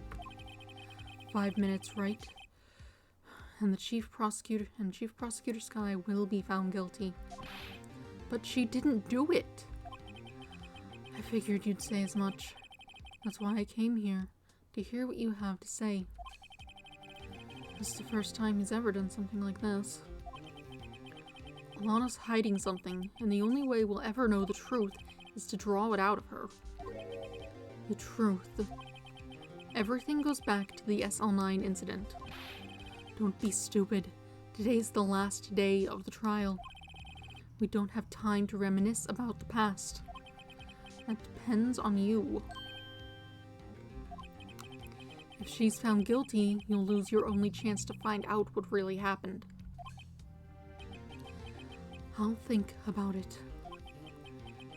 See you in court, Wright.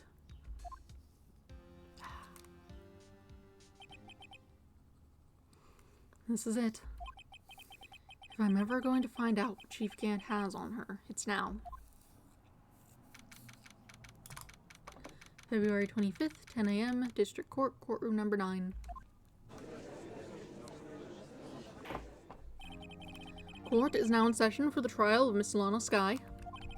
The defense is ready, Your Honor. The prosecution is ready, Your Honor. Normally, this is when the prosecution puts forth its opening statement. But before that, the police chief has a proposal to make. Chief Gant. Just fade in. Morning, folks. How's everyone doing? Hey, Ajit, been back to the pool yet? No, I've been drowning enough as it is in my work. Oh, that's a good one. Don't think I can top that. If you don't mind me asking, Chief, what exactly is this proposal of yours?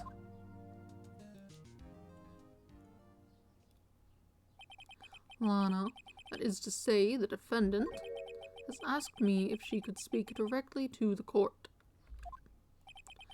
She wants to do what? Having heard what she intends to say, I feel she should be granted her request. In the end, it should save everyone a lot of time and trouble.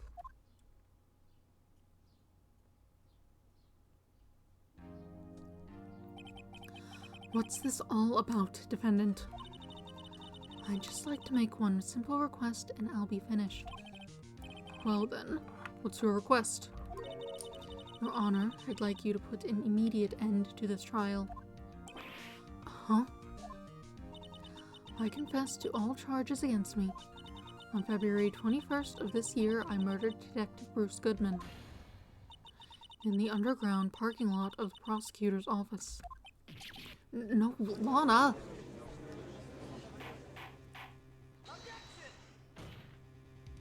You can't! Your Honor, the defendant's claim does not change the defense's plea. In that case, Mr. Wright, I no longer require your services. But Lana! Your Honor, I hereby forfeit my right to an attorney. The prosecution may lack direct evidence against me, but it has sufficiently proven its case through testimony and circumstantial evidence. What's that noise? I think it might be an airplane. It's a very loud plane. It must be kind of low.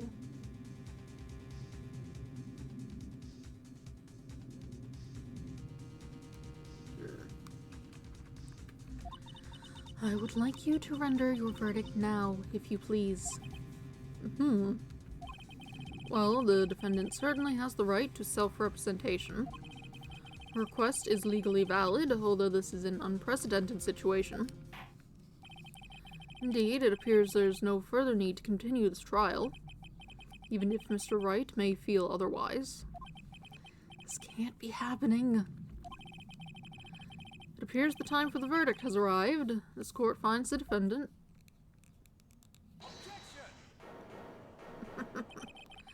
One moment, Your Honor. Mr. Edgeworth, the prosecution has not yet proven the defendant guilty beyond reasonable doubt. Any ruling at this stage would certainly be premature. Come now, Worthy. I understand this is a difficult time for you, but why don't you just be a good little boy and keep your mouth shut,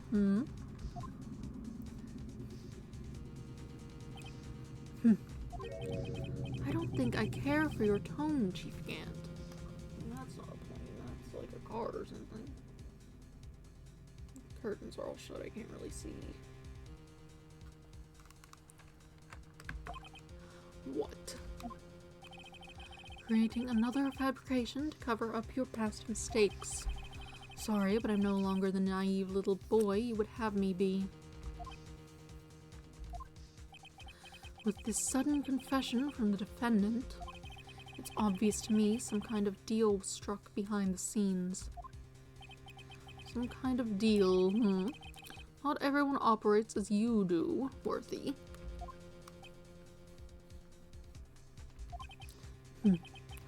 I thought so. Your Honor, the prosecution would like to change its first witness. Oh, to whom? As its first witness, the prosecution would like to call Miss Emma Skye. I request the court hears her testimony. You don't have a voice line for that. Mr. Edgeworth, I am exercising my right to self-representation. I don't think we need to continue. I don't care what you think, Miss Skye. The exposure of truth sometimes results in tragedy. However, no matter how tragic the truth may be, it would be an even greater tragedy to avert one's eyes from it. Very well. The court shall grant the prosecution's request. That's okay with you, right, Chief Gant? Worthy. You'll live to regret this. Mark my words. Miss Emma Skye, please take the stand. Looks like Edgeworth has decided to take the horse by the reins.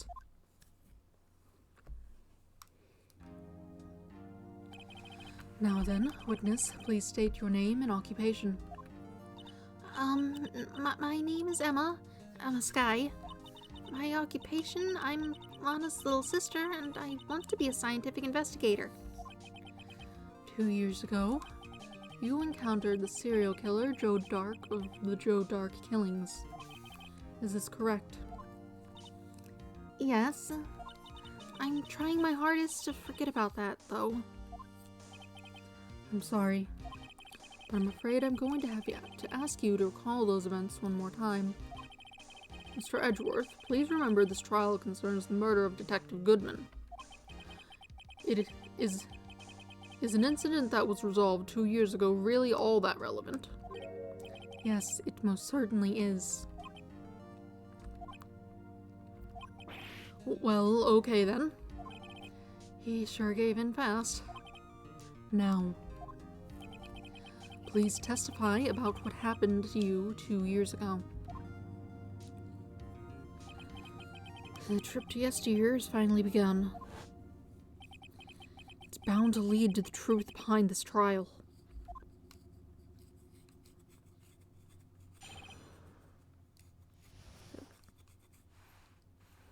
Two years ago. I was waiting in my sister's office that day. A man came running in and he took me hostage. Neil Marshall rescued me, but I'll never forget what I saw in that instant. The man raised up his knife and stabbed Mr. Marshall in the chest. It's a good thing you weren't harmed. I passed out. I don't remember much. That's understandable. However, please tell me, Mr. Edgeworth, what does this testimony have to do with Detective Goodman's murder? That will soon become apparent, Your Honor. You've got to admire him for his courage, considering he has no evidence. Very well. The defense may begin its cross-examination. Alright. I was waiting in my sister's office that day. 2 years ago, the defendant was a detective at the police department, correct? Yes, she was second in command under then Deputy Chief of Police Gant. My sister, she was the best detective ever. Yes, I remember. Deputy Chief Gant and Miss Skye used to be quite the pair. I believe they shared the same office.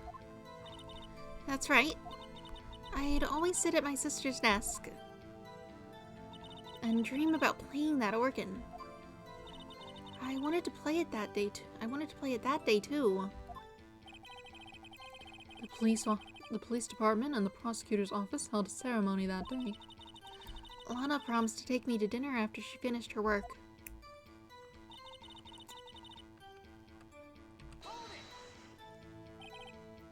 A man? Yes, Joe Dark. He was a serial killer. Joe Dark was brought in for questioning on the day of that ceremony. We were desperate to get anything on him that would lead to an arrest. When he saw his chance, he fled the room, right? Upon fleeing the room, Dark proceeded to take the elevator. He must have been in a panic because the elevator was going up. Then he ran into Skye and Gant's office. There was a lot of noise coming from outside, so I opened up the door to have a look. That's when I saw him. Neil Marshall rescued me. What was the prosecutor doing there? That day, there were 2 people present during Dark's questioning. Deputy Chief Damon Gant and Prosecutor Neil Marshall. Almost forgot about Gant. Neil Marshall had just received the King of the Prosecutors Award. Young and dedicated, he went straight to the questioning room after the ceremony. I assume that would also be why he was the first to run after Dark. When Dark grabbed me, I thought I was as good as dead. And that's when Prosecutor Marshall came running in? I don't clearly remember what happened then, but I'll never forget what I saw in that instant. Can you tell us about that? Mr. Marshall jumped on Dark. Just then, the lights went out. The lights? It was just about this time of year. There was a terrible storm going on, and lightning struck nearby. So the electricity went out. Wait a minute. If it was pitch dark in that room, you shouldn't have been able to see anything, right? Right, but just then lightning flashed again outside. That sudden flash left an unforgettable image of the scene in my mind. I see. I told the detective about what I saw then. The detective? Yes, Detective Goodman. He was in charge of the case. Detective Bruce Goodman, the victim. So you spoke with Detective Goodman about this 2 years ago? Yes, that's what's so scary about this trial. And you told Detective Goodman about what you saw?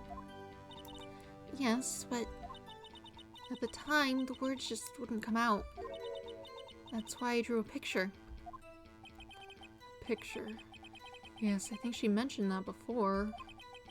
Well, Mr. Wright, have you heard enough? This picture the witness drew, I believe it has a very important meaning. But the list of evidence I was given 2 years ago didn't contain a picture. Witness, would you mind if we added this statement to your testimony? Yes, Your Honor. I drew a picture of that scene once, but it seems to have been lost.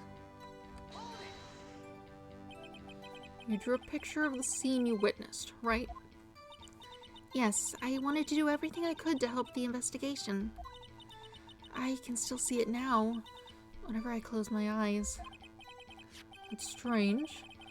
That's strange. I took over the case after Prosecutor Marshall died, yet I never received any picture. Perhaps the witness is mistaken? But I did draw it, I swear. I'm not just imagining it. This picture that Emma drew, that reminds me. I guess I should check the evidence again. Well, anyway, let's continue. The scene that imprinted an image in your mind. Can you please describe it to us? The man raised up his knife and stabbed Mr. Marshall in the chest. That must have been a real shock. Even now, when I close my eyes, I can still see it just as clearly. Tell us, what were you doing at that moment? I believe you testified that Joe Dark was holding you hostage. When lightning struck and the lights went out, Mr. Marshall jumped on Dark. I was thrown aside and the two began wrestling each other. I'm pretty sure I was watching them. Emma doesn't have any reason to lie, but Lana sure does. I need to get Emma to tell me as much about this incident as as she can. Waiting, okay. It was not lost. I found it just a bit ago. Look at it. Mr. Edgeworth. This little girl put all her heart into drawing that picture. And yet you would insist on denying its existence.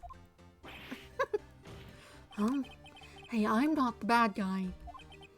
All I'm saying is that as the prosecutor for that case, I wasn't handed such a picture. That may well be, but that doesn't mean it doesn't exist. Behold! This is the evidence list for the SL9 incident. Please turn it over, Your Honor.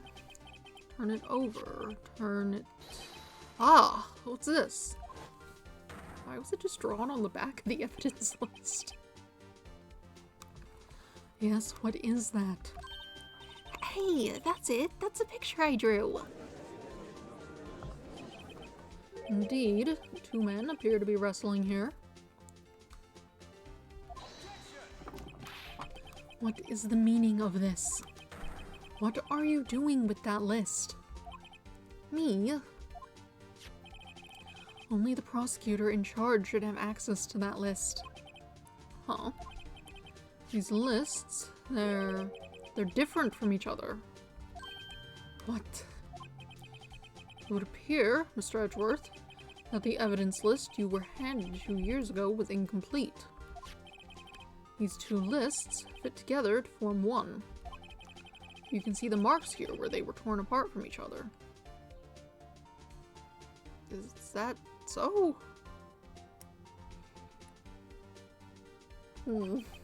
Okay. So you see, Mr. Edgeworth, it's quite obvious what happened. 2 years ago, only half of the evidence in that case ever reached you. What? What? Order, order. But Miss Skye, why did you draw your picture on the back of such an important list? Because that's what Detective Goodman handed me in the questioning room, Your Honor. Wait a minute. If this list was torn in half, then that means... Your Honor. Are you alright, Mr. Wright? Your eyes are bulging from your head. If this evidence list was torn in half, then there might be more of the drawing on the back of Mr. Edgeworth's list. Yes, that's quite conceivable, Mr. Edgeworth. It's possible. Let's see.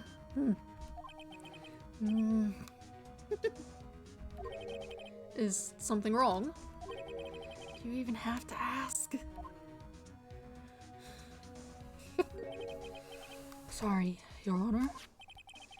There is indeed something drawn on the back of my list. Did you never flip the paper over? It's that thing.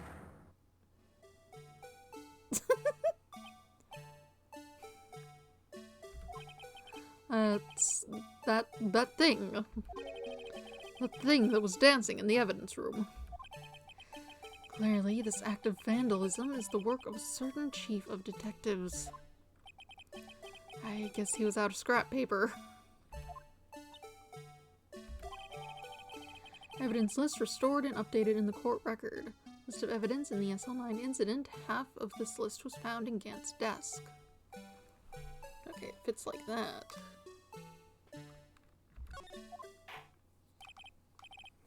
Very well. Witness. Will you please testify about this picture you drew 2 years ago?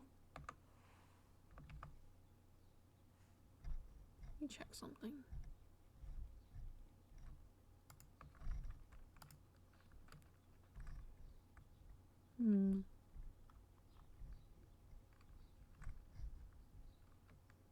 Okay, that seems to be working properly.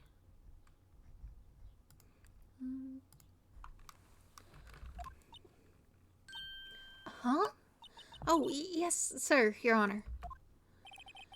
What's wrong with Emma? She seemed to be thinking about something when she was looking at the picture. Emma's picture.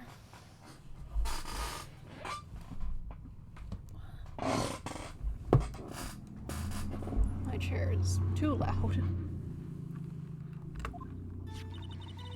This is the picture I drew 2 years ago. The flash of lightning was so bright all I could see were shadows. After that, I must have fainted. Why is there an ant on top of my monitor?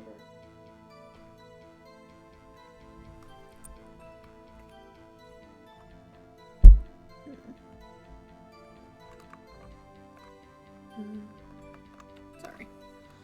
This picture shows exactly what I saw in that instant.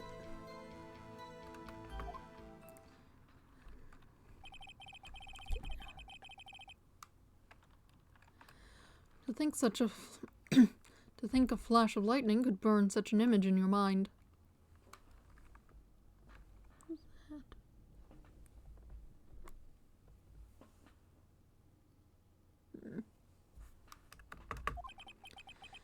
Thanks to that, though, she was able to show us exactly what she saw.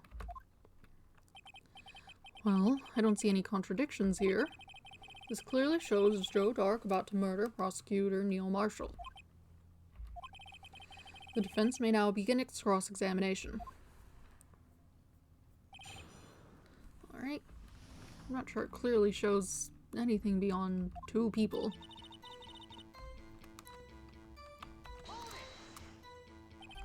Did you draw this picture right after the incident? I think I drew it 2 or 3 days later. At first, I was in such a state of shock that I couldn't do anything. During that time, the investigation team was reorganized. Detective Goodman was placed in charge, under the direction of Damon Gant and Lana Skye. 2 or 3 days later, the memory should still have been fresh in her mind. Excuse me, witness. But can you please tell us why this picture is painted all black? The flash of lightning was so bright all I could see were shadows. So at the time, you didn't even know it was Mr. Marshall who had come to your rescue? No, I couldn't see him clearly. The lightning was so bright, and I was knocked to the floor. You were knocked to the floor? Dark had a tight grip on me, but when Mr. Marshall jumped on him, I was knocked away. I turned around, and that's when the lightning flashed.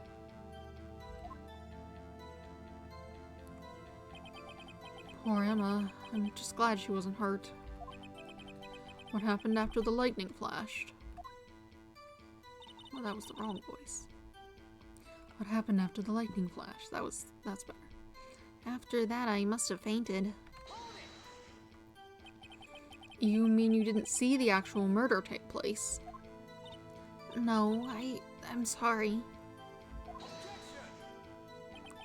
The flash of lightning only drove off the darkness for a split second. Not only that, the trauma of the situation understandably caused the witness to faint. Do you really need to torture this girl any further? What? Hey, I'm not the bad guy here. Anyway, this picture shows exactly what I saw in that instant.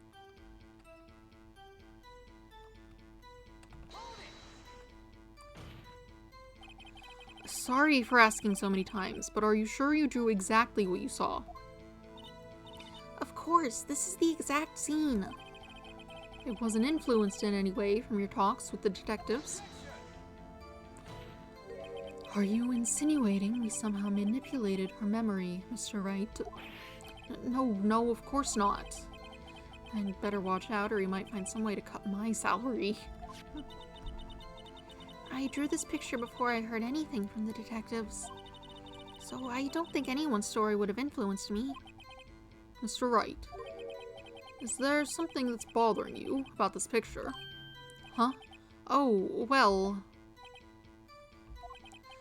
That's strange.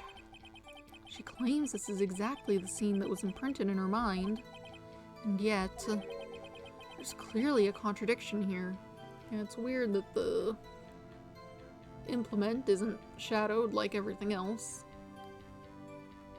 It's also very square.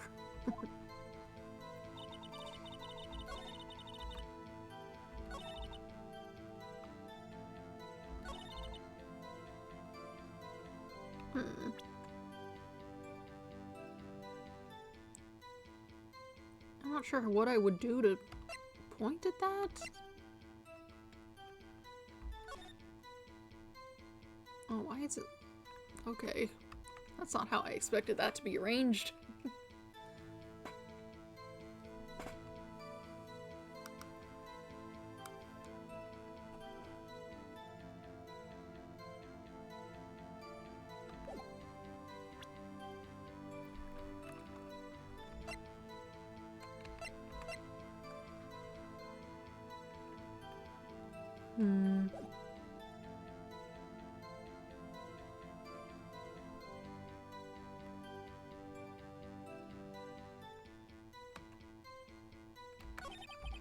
Strange. She claims this is exactly the scene that was imprinted in her mind, and yet there's clearly a contradiction here.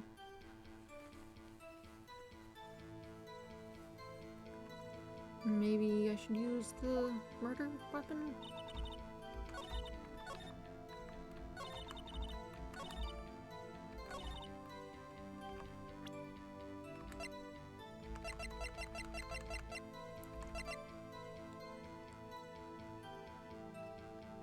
This? No, not this. Okay, not that. What am I...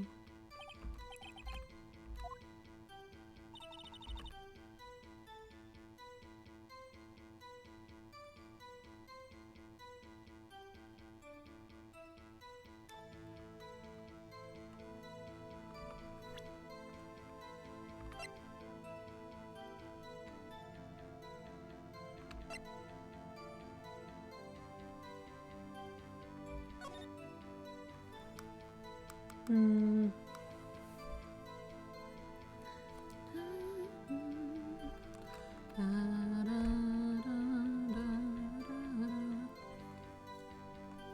don't know if that helps anything.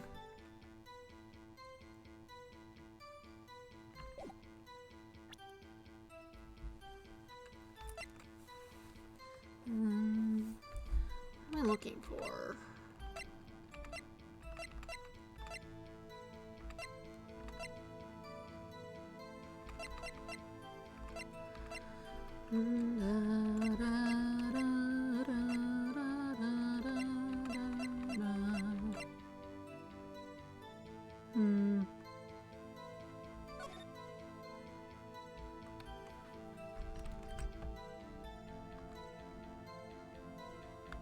I can see where it would have been.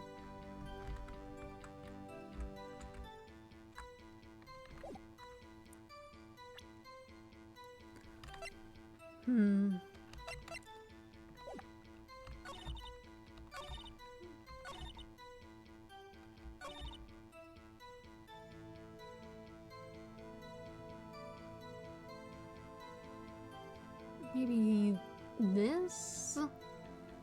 And then the picture to try to point out the transparency happening with that thing? I don't know.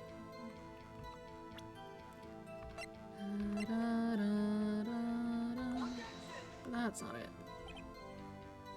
Okay.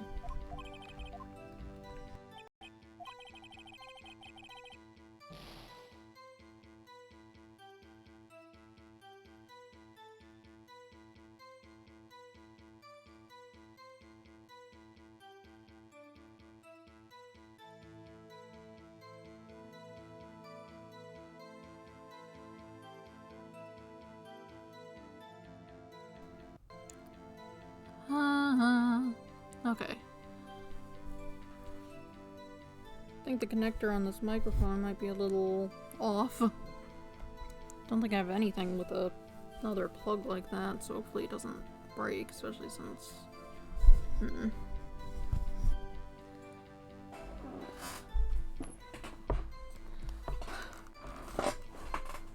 I think it only happened when that audio jumped for a second, so I checked immediately, so it's fine.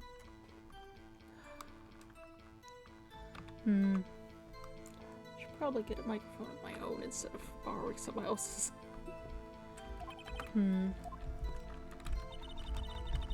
Okay.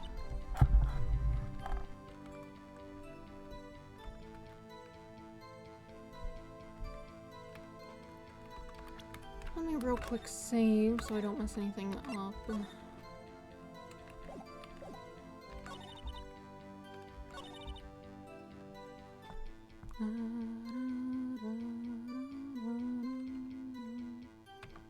exactly do you need from this?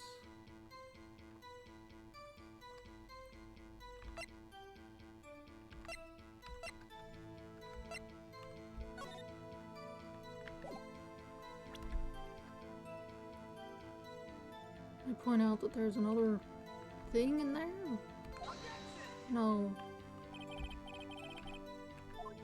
No.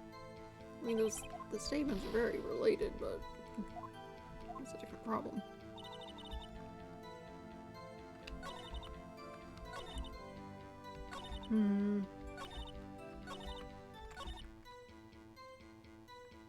There's the thing that's being held. It's weird.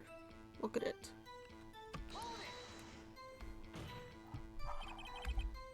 Are you sure you drew exactly what you saw? Wasn't influenced?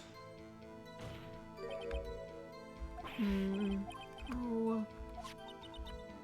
What? Oh, shush, I did that already. Do this before you heard anything. It's fine. Something that's bothering you about this picture. Huh? Oh, well. It's strange. Claims this is exactly the scene that was imprinted in her mind, and yet there's clearly a contradiction here.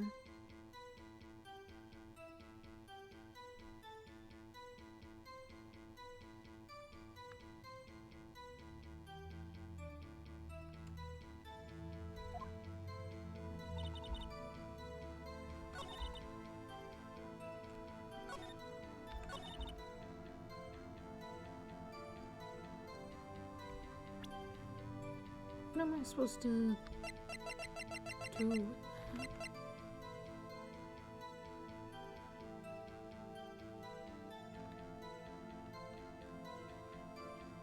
Look at this knife, it's not transparent. That doesn't help.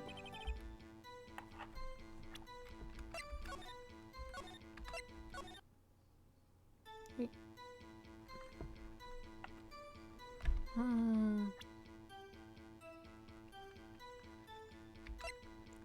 Let's look everything over.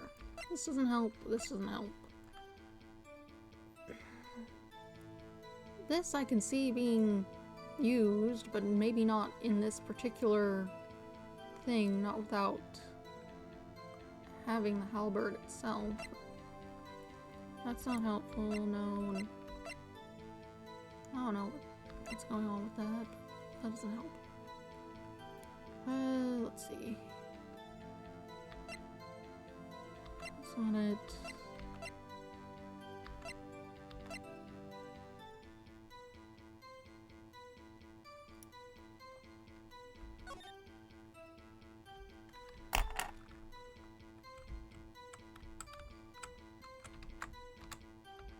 Yeah, that's not particularly helpful.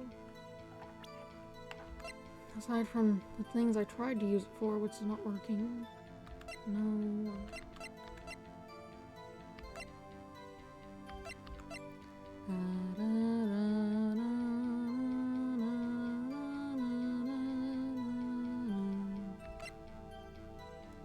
That doesn't help.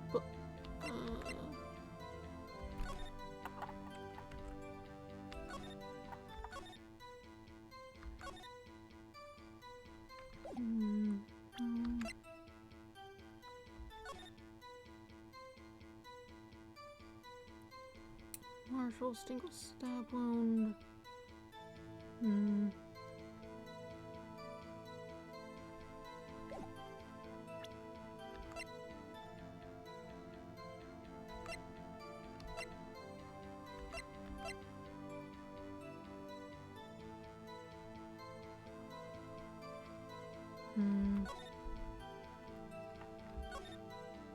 This doesn't help. A clear handprint can be seen on the leather cloth. The print belongs to Emma. I think I'll keep this information to myself. Cool. On the back of it.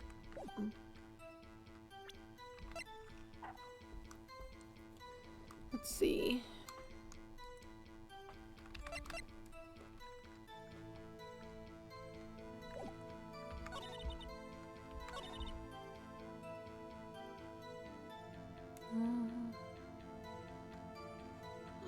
What am I doing here?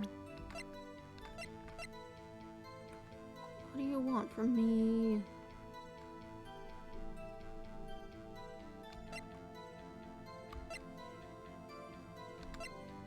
What's that noise?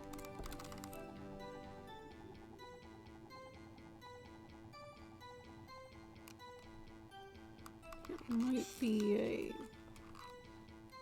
plane again. Here.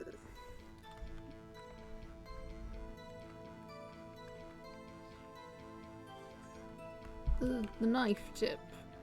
It wasn't broken at the time. Look, there we go. Goodness.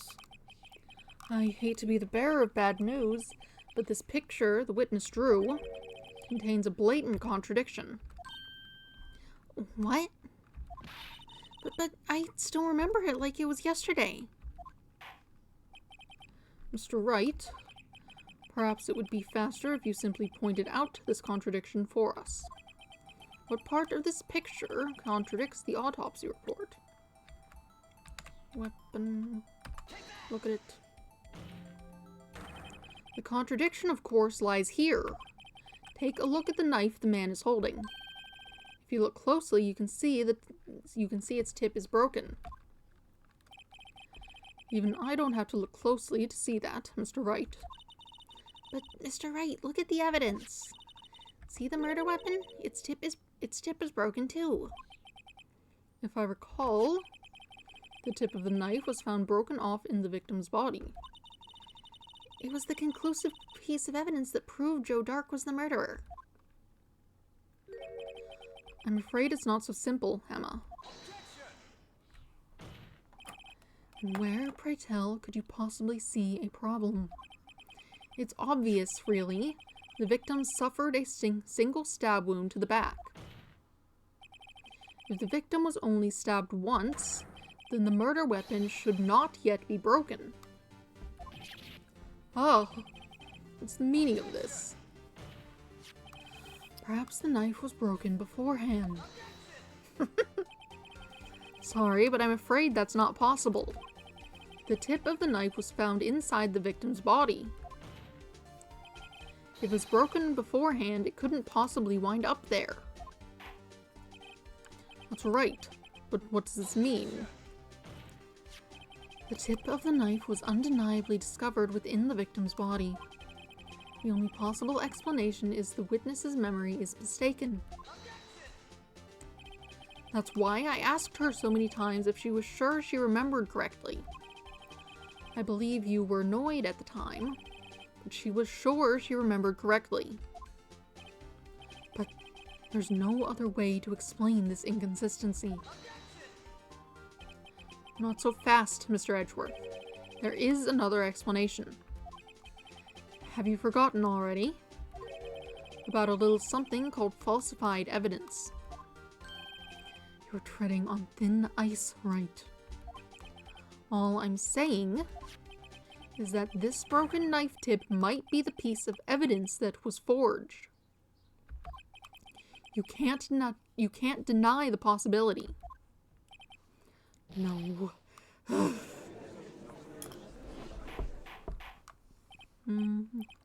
Order. Checking something.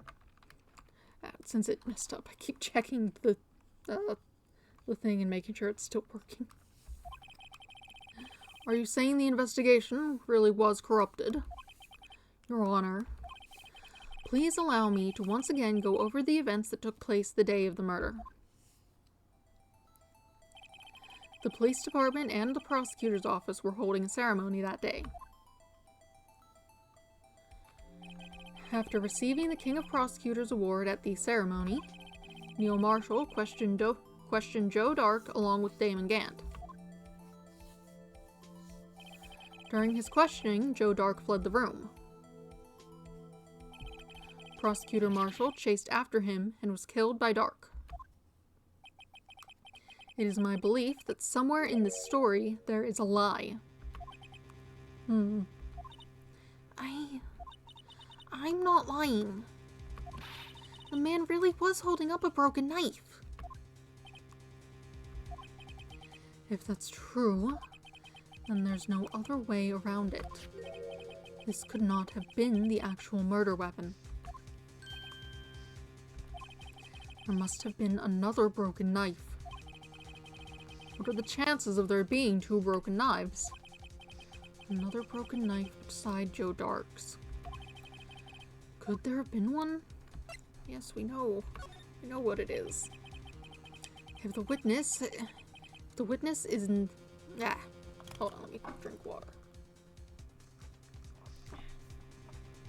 If the witness is this adamant about the accuracy of what she saw, it can't just be explained away by simple observational error. I mean, it very much can. People's memories are... People are often very confident in their memories, and they're often very inaccurate. Mr. Wright. In that instant, Emma really did see a broken knife. I assume, then, that you have some information about this other broken knife. If so, please feel free to enlighten us. The murder weapon was already broken prior to the murder. There's only one way. Take a look at this. Here's the real murder weapon. If anything's broken here, it's you. Huh? I'm sure this must all be very amusing to you, Mr. Wright. But may I remind you that you're not... What are you talking about? It's not part of it right now, but the thing says about it. Fine, look at the picture. It's here in the picture. The answer lies in the past. 2 years in the past. That's dumb.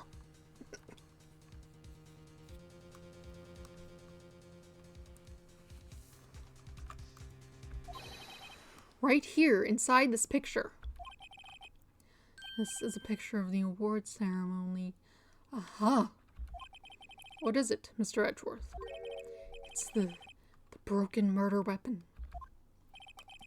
Notice the award Prosecutor Marshall is holding.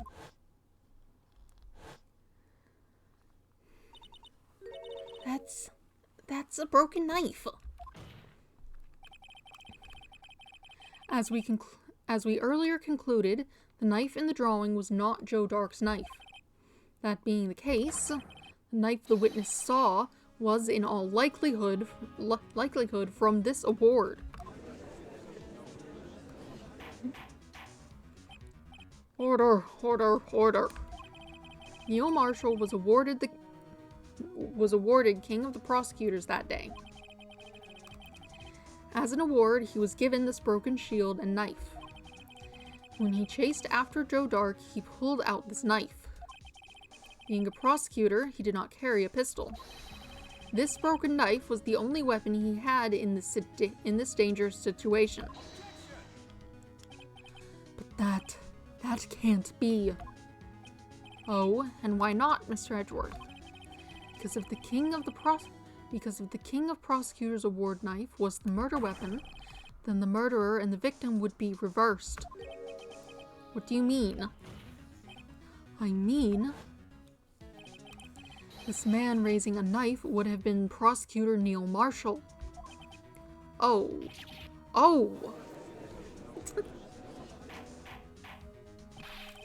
The prosecutor was the one who actually died. That's true. What's going on here?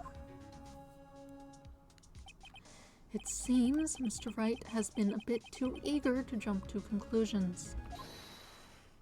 Who's yelling now? You. Wait, I remember now. I remember everything. Witness?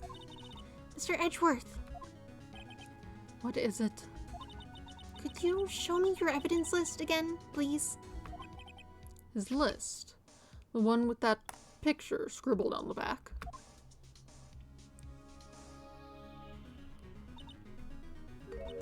I knew it. This picture, I'm the one who drew it. What? You drew that? That's right. The list wasn't torn in half at the time I drew this picture.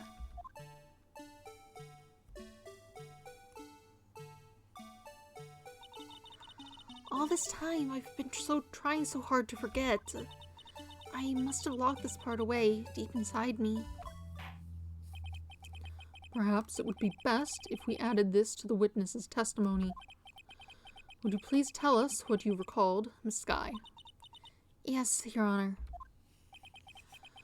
First the knife mix-up, and now the blue badger. This should be interesting.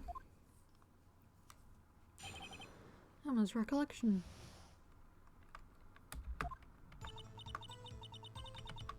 When I saw that man raise his knife, I panicked and rushed toward both of them. I think I knocked away the man with the knife. Just then there was another flash of lightning, and that's when I saw the blue badger. He wasn't in the room, but I'm sure I saw his shadow. That's gonna be the vase. It was at a weird angle or something. This is certainly most unusual.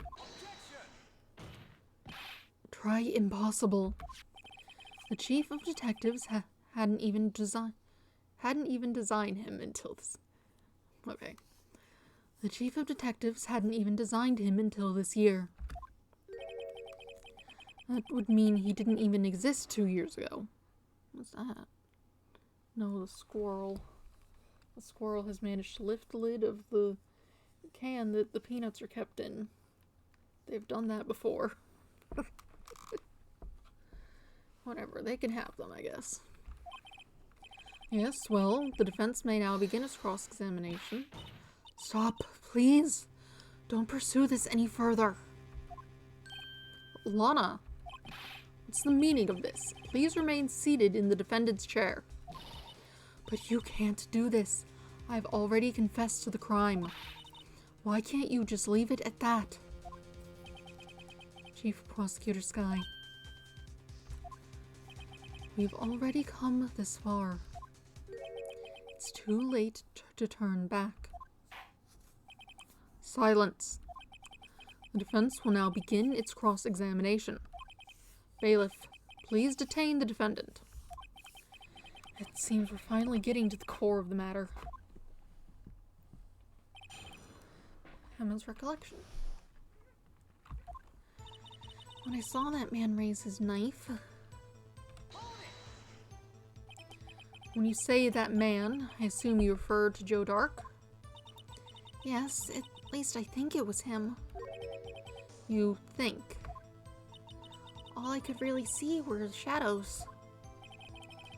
The power outage that immediately preceded the incident is also documented in the prosecutor's office reports.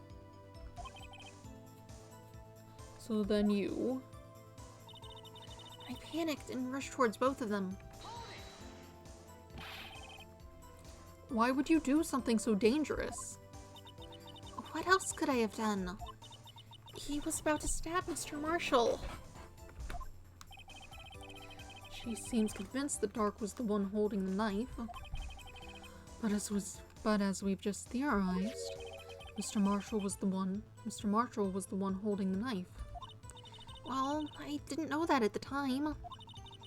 When that Dark guy knocked me down, all I could think was, I've got to help that other person. I think I knocked away the man with the knife. What do you mean you think? It all happened so fast, and I was in shock. I don't remember everything clearly. What I did, it's all kind of a blur. Miss Skye was almost killed before she was about to witness Miss Skye was almost killed before she was witness to a murder about to take place. With so much happening in a matter of seconds, a little disorientation is only natural. How's that smell? I saw the other man about to stab the other person. I saw the man about to stab the other person, who I thought was Mr. Marshall. I knew I had to stop the man with the knife. What you did was very brave, young girl. So then, what happened next? Just then, there was another flash of lightning, and that's when I saw the blue badger.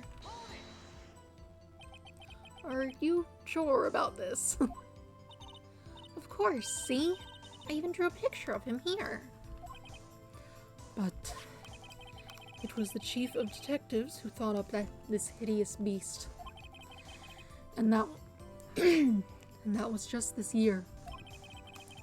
The blue badger didn't exist 2 years ago. This is all quite verifiable.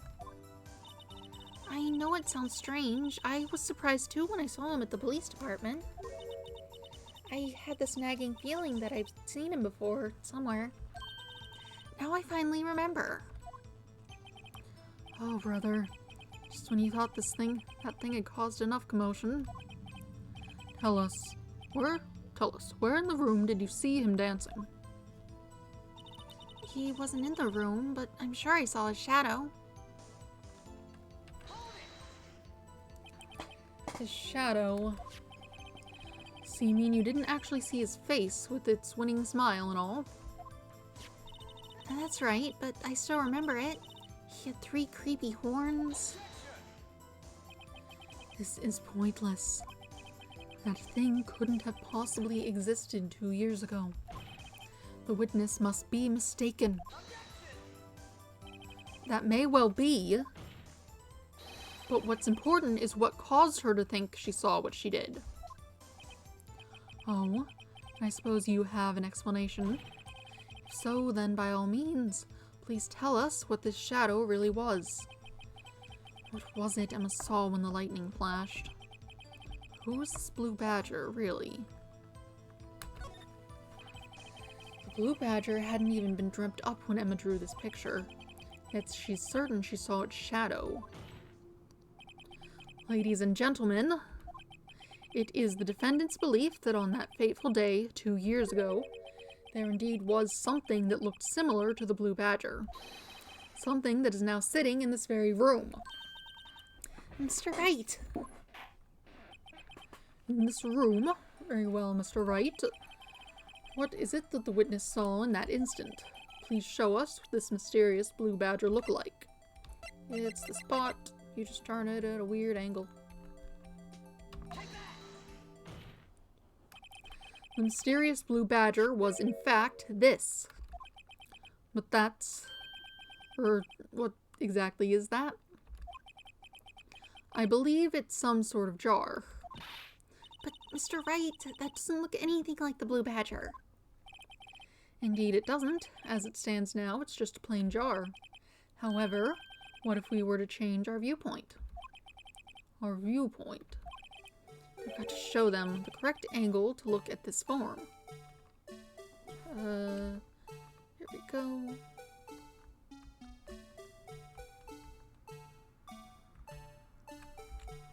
Something like this.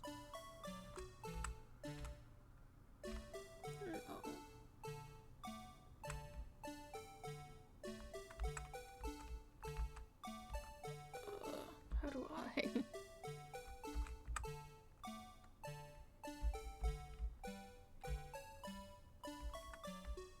Okay. Oh, I can do this.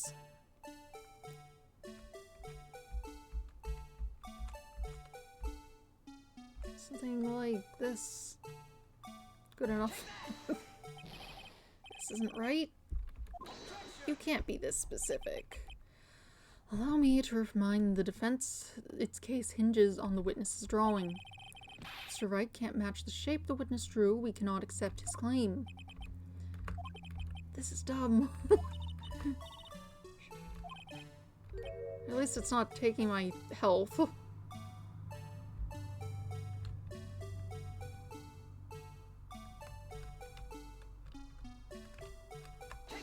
Oh, no, I didn't mean to hit that button. Yes, objection. I know. This is a nightmare. Why is it F?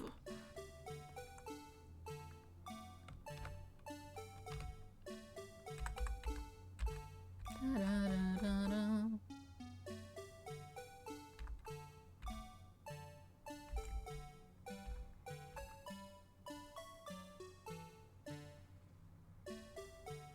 Like this.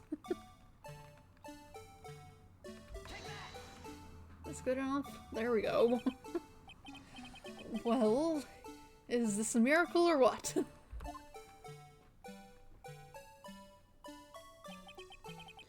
No one can possibly deny this jar's resemblance to the blue badger. No, it can't be. Order, order. The defense has proven its claim. The mysterious blue badger witnessed on the day of the crime was actually this. Although we all enjoyed Mr. Wright's dramatic performance, one question remains. What's your point? What do you mean? So that badger thing was actually just a jar. That doesn't change anything. I'm afraid that's where you're wrong, Mr. Edgeworth. Okay.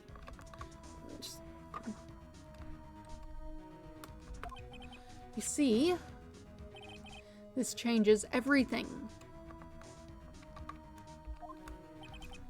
Indeed. Very well then, please tell us.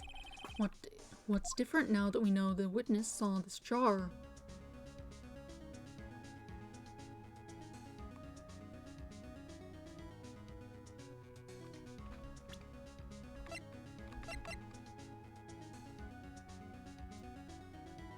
The fact that it was flying through the air, apparently.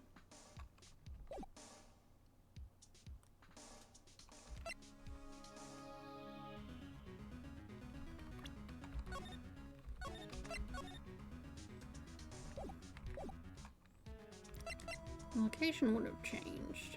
We found all that blood. We already knew the murder weapon was the other thing. We sorted that out. It has...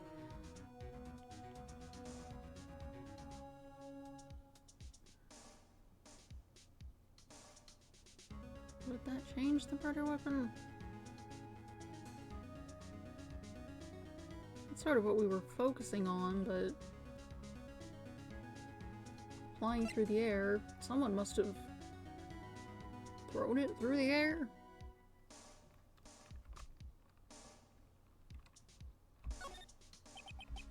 Allow me to take these in turn. At the moment of the murder, the witness saw this jar. At a very specific angle, I might add, Mr. Wright. Yes, well, knowing this, where could she have seen this jar? Where? The location of the jar is shown in a picture taken on the day of the crime, on a shelf in the office of Damon Gant. But the body was found lying near Lana Sky's desk. The witness testified so herself. Yes, and it's these two facts